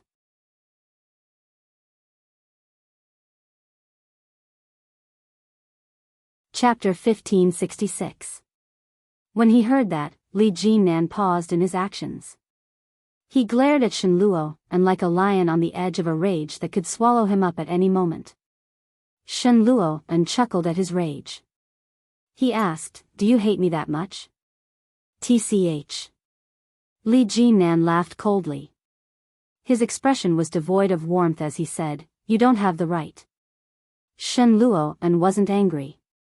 He reached out to remove Li Jinnan's hand and asked, "If that's the case, what's the meaning of this?" Such a repulsive stance didn't intimidate Li Jinnan in the slightest.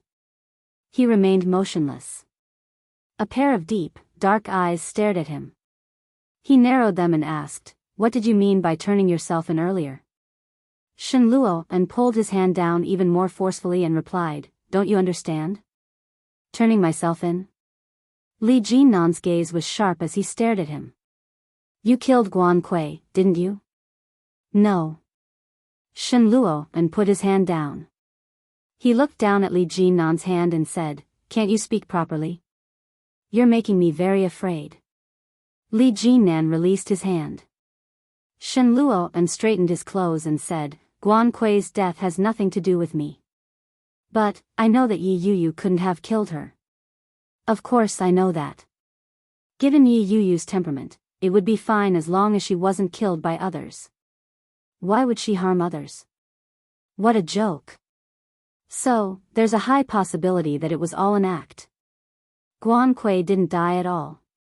Shen Luo's expression was calm, but the words that came out of his mouth were unsettling. When Li Jinnan heard that, his sharp eyes flashed. He asked, "What do you mean?" Shen Luo and wasn't prepared to explain. He looked inside and asked, "Aren't you going to invite me in?" Li Jinnan was currently residing in one of Li Xiqing's properties in the capital. He was only temporarily staying there. When he heard that, Li Jinnan wasn't stingy. He turned to the side and allowed Shen Luo and to walk in. They sat facing each other. Li Jinnan's expression was wary. The corners of Shen Luo and's lips curled up slightly, but there was a hint of bitterness in it. He asked, "How has Yu been lately? Now that I'm in prison, do you think it'll be better?" The Guan family has no intention of letting her off the hook. Recently, they've been pinning all sorts of crimes on her. Guan Yanhong has already made up his mind to sentence her to death. This is all thanks to you. Li Jinnan scoffed. It's my fault. I've let them down. Whether it's Yu or K, it's all because of me that they turned against each other. Shen Luo and looked at Li Jinnan and enunciated each word clearly. Guan Yanhong hates Yu. 7 years ago, she pushed Ke off the cliff. It wasn't Yu, Li Jinnan said with certainty. Yu wouldn't do something like that. Shen Luo and was momentarily at a loss for words. After a long pause, he continued, "In any case, it was because of that incident 7 years ago that Yu is in this situation today. I'm guessing that Guan Kui isn't dead. This was Guan Yanhong's plan to get rid of Yu. Using his daughter's death as a joke. Li Jinnan found it ridiculous. Given Guan Yanhong's temperament, it's highly likely that he would do something like that, Shen Luo and said. This isn't the first time he's done something like that. About 20 years ago, he faked his death once. Dash.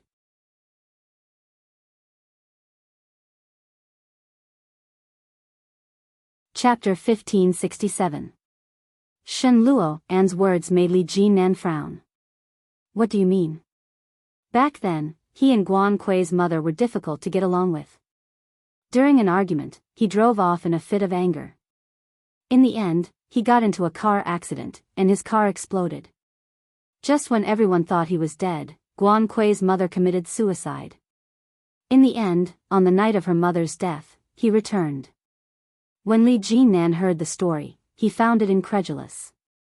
When Shen Luo and saw his expression, he slowly continued, after he returned, although he looked very sad, it didn't take long for him to start having girlfriends. Later, he hooked up with a married woman.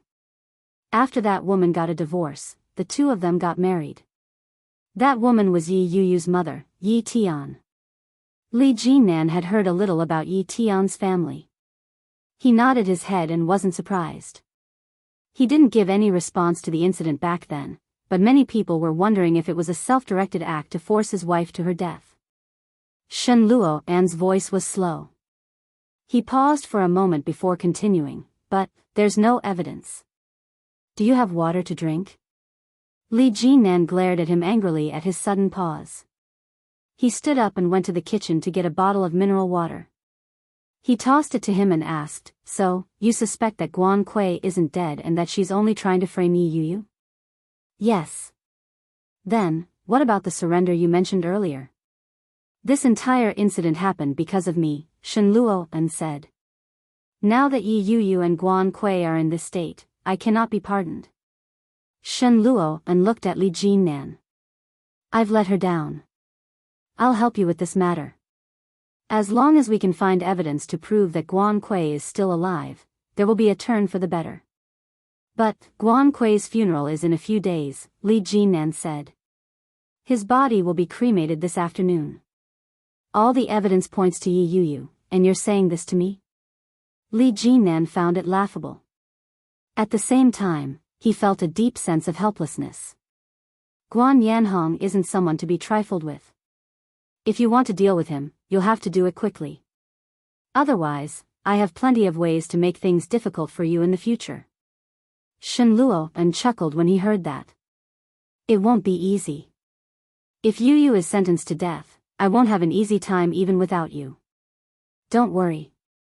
As he spoke, he opened the bottle of water and took a sip before saying, I believe that Yi Yuyu wouldn't do something like that. She doesn't have the guts, but Guan Kui does. Pfft.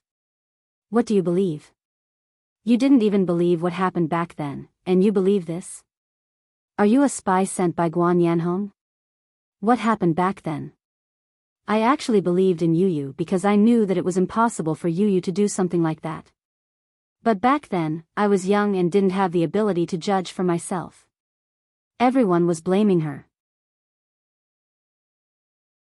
You know, when it comes to public opinion, it will become true when enough people talk about it. Excuses. Then how do you know about it now? Shen Luo and smiled bitterly. Recently, I talked to Guan Kui's psychiatrist and went through all of her medical records. Li Jinnan was stunned. What?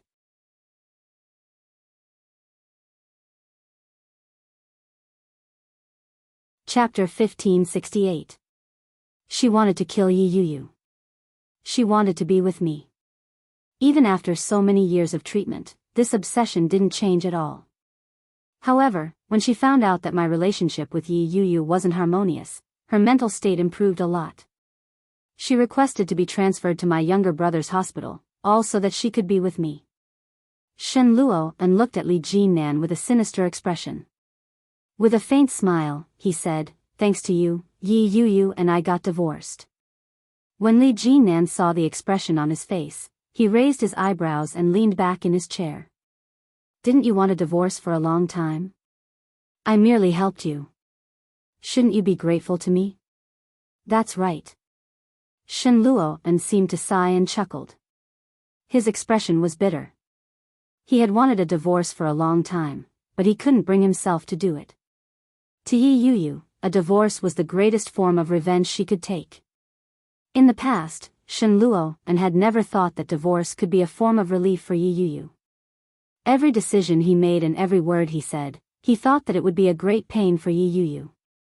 When Li Jinnan manipulated Guan Kui in secret and encouraged her to divorce him, Shen Luo and realized that he had made a grave mistake. On the day of the divorce, he had tried to get Yi Yuyu to keep him. He had asked her, Yi Yuyu, don't you like me very much? Don't you love me? How did you change so quickly? If Yi Yuyu had hesitated at that time, perhaps his decision would have been different. But Yi Yuyu hadn't. Not only had she not, but she had avoided him like the plague. This made Shen Luo and feel extremely defeated. At the same time, he felt a deep sense of defeat for an unknown reason. It was as if such a separation was a form of relief for Yi Yuyu and not a form of pain and torment. This was different from what Shen Luo and had expected. The difference was huge. Li Jinnan looked at him deeply and enunciated each word clearly. No matter what your relationship was in the past, Yi Yuyu is now divorced from you. To you, she is nothing more than an ex-wife. You're wrong.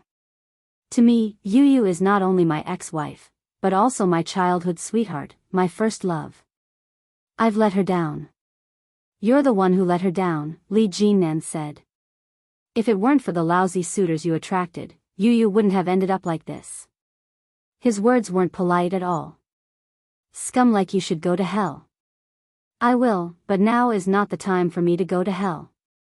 I will help you clear Yi Yuyu's name. I'm ready. Shen Luo and looked at Li Jinnan. Before Li Jinnan could speak, the phone in his pocket suddenly rang. Li Jinnan looked at him.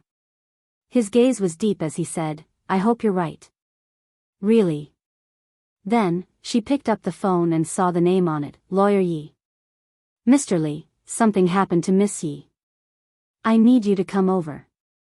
Li Jinnan's heart skipped a beat.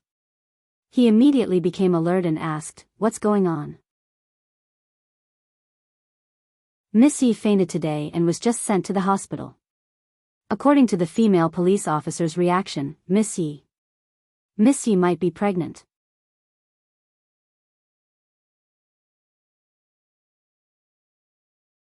Chapter 1569. Pregnant? Those 3 words were like a bomb to Shen Luo An's ears. Caught off guard, all of his defenses, all of his fortresses, were blown to smithereens. Pregnant? Yi Yu is pregnant? Li Jinan took a long time to react before bursting out in laughter. Pregnant. That means that Guan Yanhong wants to frame her. No matter how he tries to pull strings, it's impossible to sentence him to death. Lawyer Yi was silent when he heard that.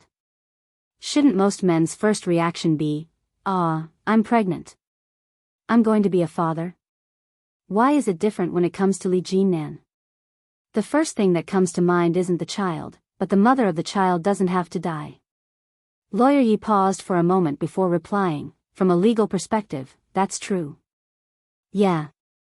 Li Jinnan's heartbeat sped up.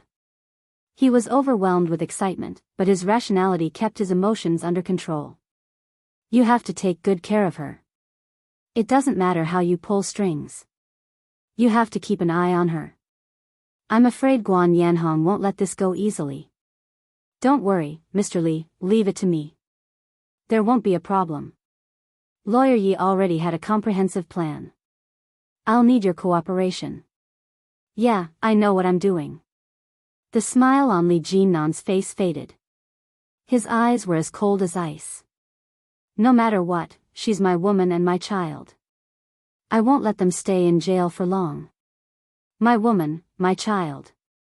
My woman, my child. When Shen Luo heard that, he felt a little dazed. Yi Yuyu's smile was like a flower in front of him. She had followed him relentlessly, calling him Brother Luo, and with a sweet smile. Time flew by. More than a decade had passed. They had fallen in love, been in love, and hated each other.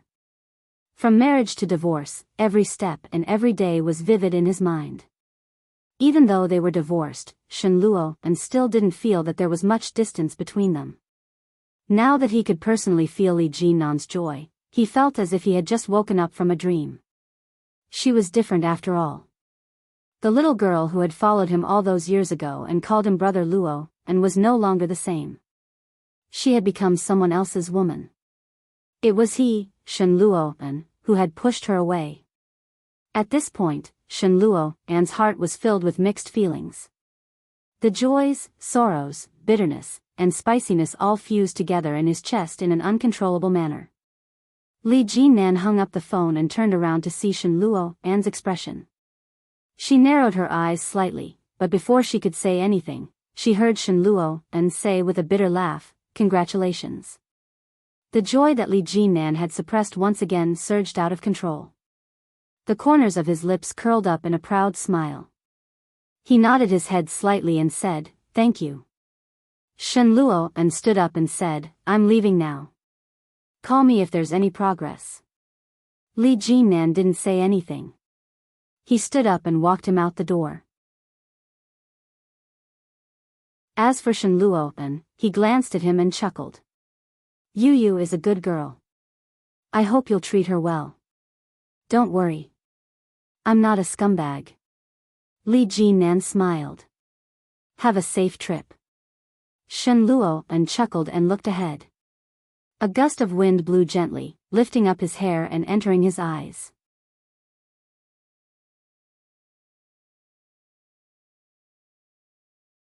Chapter 1570. With that, Shen Luo walked away with light steps. His back was facing Li Jinan. His figure was lean and straight. Li Jinan watched his back and slowly said, "Thank you." His voice was very soft. When Shen Luo heard that, he paused. He didn't look back. Instead, he looked straight ahead and walked at a steady pace. What? She's pregnant? A furious voice came from Guan Yanhong's office. Is it really such a coincidence that she's pregnant at this time? The assistant pushed up his glasses and replied matter-of-factly, according to reliable sources, it's probably true. Guan Yanhong was enraged. That be *tch. Is her luck really that good? The assistant didn't say anything else. He looked at Guan Yanhong and silently handed over the documents in his hands. Mrs. Medical records have been leaked. Guan Yanhong was shocked and turned to look at him. How much? A little. Not much. However, what was leaked was more private. The assistant flipped open the documents. The incident that happened years ago has been completely exposed. The defendant has already collected this evidence. The old accounts from 7 or 8 years ago have been dug up. Guan Yanhong stepped forward and snatched the documents from the assistant's hands. He quickly scanned through them. All the medical treatments that Guan Kui had received over the years, as well as all the voice recordings and recordings, had been exposed as evidence for the defendant. Guan Yanhong looked through them and was shocked. He roared in anger, how could these things be exposed? Everything has been fine for so many years. How could they be exposed now? The incident of Guan Kui falling off the cliff years ago had infuriated Guan Yanhong. Especially when Guan Kui had revealed that the incident had something to do with Yi Yuyu, Guan Yanhong had given Yi Tian the cold shoulder. In the first few days, Yi Tian had still protected Yi Yuyu. Later on, when she realized that he was really angry, she had started to help him and had given Yi Yuyu the cold shoulder. Guan Yanhong hadn't done anything to Yi Yuyu, but Yi Tian had taken the initiative to tell him everything he had wanted to do and say. In the end, Yi Yuyu couldn't take it anymore and moved out. It was only when Guan Kui woke up that Guan Yanhong found out the whole story. Although that incident had nothing to do with Yi Yuyu, at the bottom of it all, it had something to do with her. If it hadn't been for Yi Yuyu's appearance, Shen Luo and would never have taken a liking to Yi Yuyu and would never have given Guan Kui the cold shoulder. In the end, Guan Yanhong transferred all his resentment to Yi Yuyu. When he found out that Yi Yuyu's life had been miserable for so many years, Guan Yanhong felt a pang of pleasure. That was the kind of retribution a SL*T deserved. However, Guan Kui's mental state soon deteriorated. She found it difficult to stand. That was a huge blow to Guan Kui. When Guan Yanhong found out that Yi Yuyu had gotten her wish of marrying Shen Luo, he immediately summoned Shen Luo to Guan Kui. When Shen Luo saw the crazed look on Guan Kui's face, his heart was filled with guilt and disgust. When he found out that Yi Yuyu had been hospitalized due to her fall, Guan Yanhong knew that he was halfway to success. He told Guan Kui about the incident. Unexpectedly, Guan Kui's mental state miraculously improved. As a result, Guan Yanhong began to arrange for Guan Kui to be admitted to another hospital. Never in a million years would he have imagined that such a thing would happen to Guan Kui at her wedding.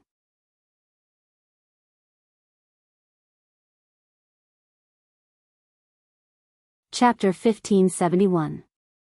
If it hadn't been for Yi Yuyu, his daughter would still be alive. She would still be by his side. No. I don't care what you do.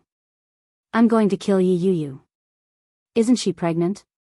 I'm going to make that B**** have an abortion. Guan Yanhong clenched his teeth as he gripped the document in his hand. Soon, the paper was wrinkled. He stared at his assistant and enunciated each word clearly. I'm going to make her pay. The assistant nodded his head and pushed up his glasses. With an indifferent expression, he said, I'll make the arrangements. When Guan Yanhong heard his assistant's words, he laughed mirthlessly. He stared at the document in his hand and said, so what if you know? The evidence is clear. Yi Yuyu can't escape. Yi Yuyu sat in the empty cell. Her hand gently stroked her abdomen. She felt incredulous. She was pregnant. Her flat abdomen contained a tiny life. That tiny life was Li Jinnan's. She had imagined many scenarios of her pregnancy. Perhaps, she had found out about her little secret through a pregnancy test in a joyful and unexpected room. Or in the hospital, she was filled with disbelief and anticipation, waiting for another person to announce that she was pregnant. She had never imagined that it would be at such an awkward time. She had been in prison for a few days. Her mental state had deteriorated, and she had fainted.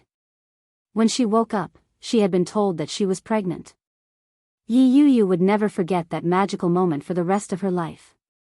The rhythmic sound of footsteps came from outside. It was the prison warden. Yi Yuyu knew it. When she looked up, the prison door had been opened. The female warden looked at her. Her complexion was much better than it had been a few days ago, but her tone was still emotionless as she said, "Your man is here to see you. Come on out." Perhaps it was because she knew that she was a mother, but Yi Yu was no longer as afraid of death as she had been a few days ago. Her heart was as calm as still water. Yi Yu stood up and followed the warden out. When she heard that familiar and magical term of address, she felt a sense of wonder. When she walked out, she saw Li Jinan sitting outside the glass partition. When Li Jinan saw Yi Yu, he placed his hand on the glass and looked at her face. His gaze slowly moved down to her hand, which was resting on her abdomen. Yi Yu could clearly see a joyful smile on Li Jinan's face. She walked over and sat down. Feeling a little aggrieved, she said, "You're here." Li Jinan nodded. "I'm here. I brought you something to eat. I'll get the guards to pass it to you. Remember to eat some later." "Yeah." Yi Yu lowered her head and whispered, "Do you know?" What do you know?" "About my pregnancy." "Yeah, I just found out." Li Jinnan's eyes crinkled as he said, "The timing is right." "So, are the things you bought for me supplements for pregnant women?" "Yes." "So, you're taking care of your child, not me." Yi Yu felt even more aggrieved. She looked at him and reached out her hand to meet his through the glass. "Tell me, if I can't get out of here for the rest of my life, should I give birth to the child in prison?"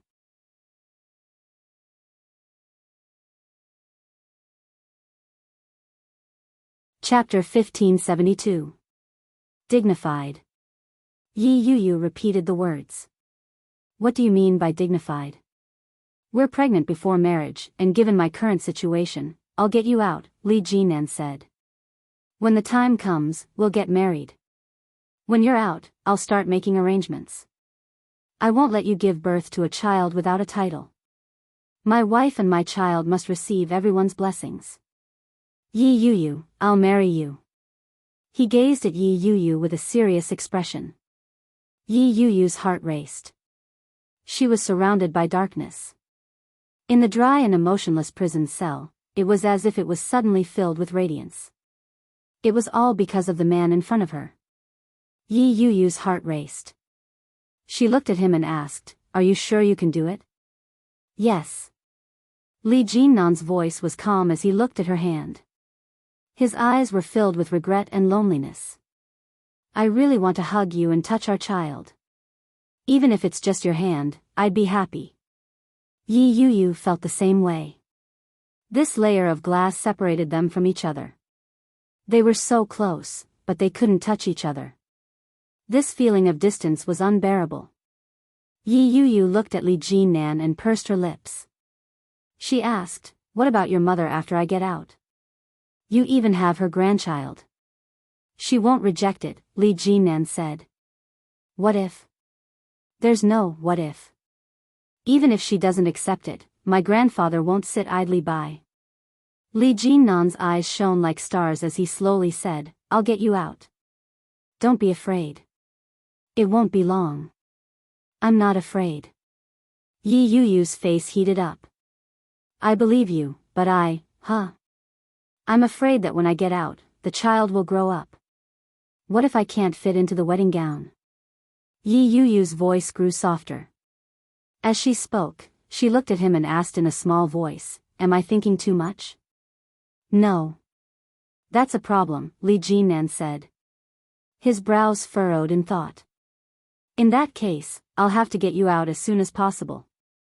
When the time comes, we'll deal with it quickly. What do you think? Marriage needs to be settled quickly?"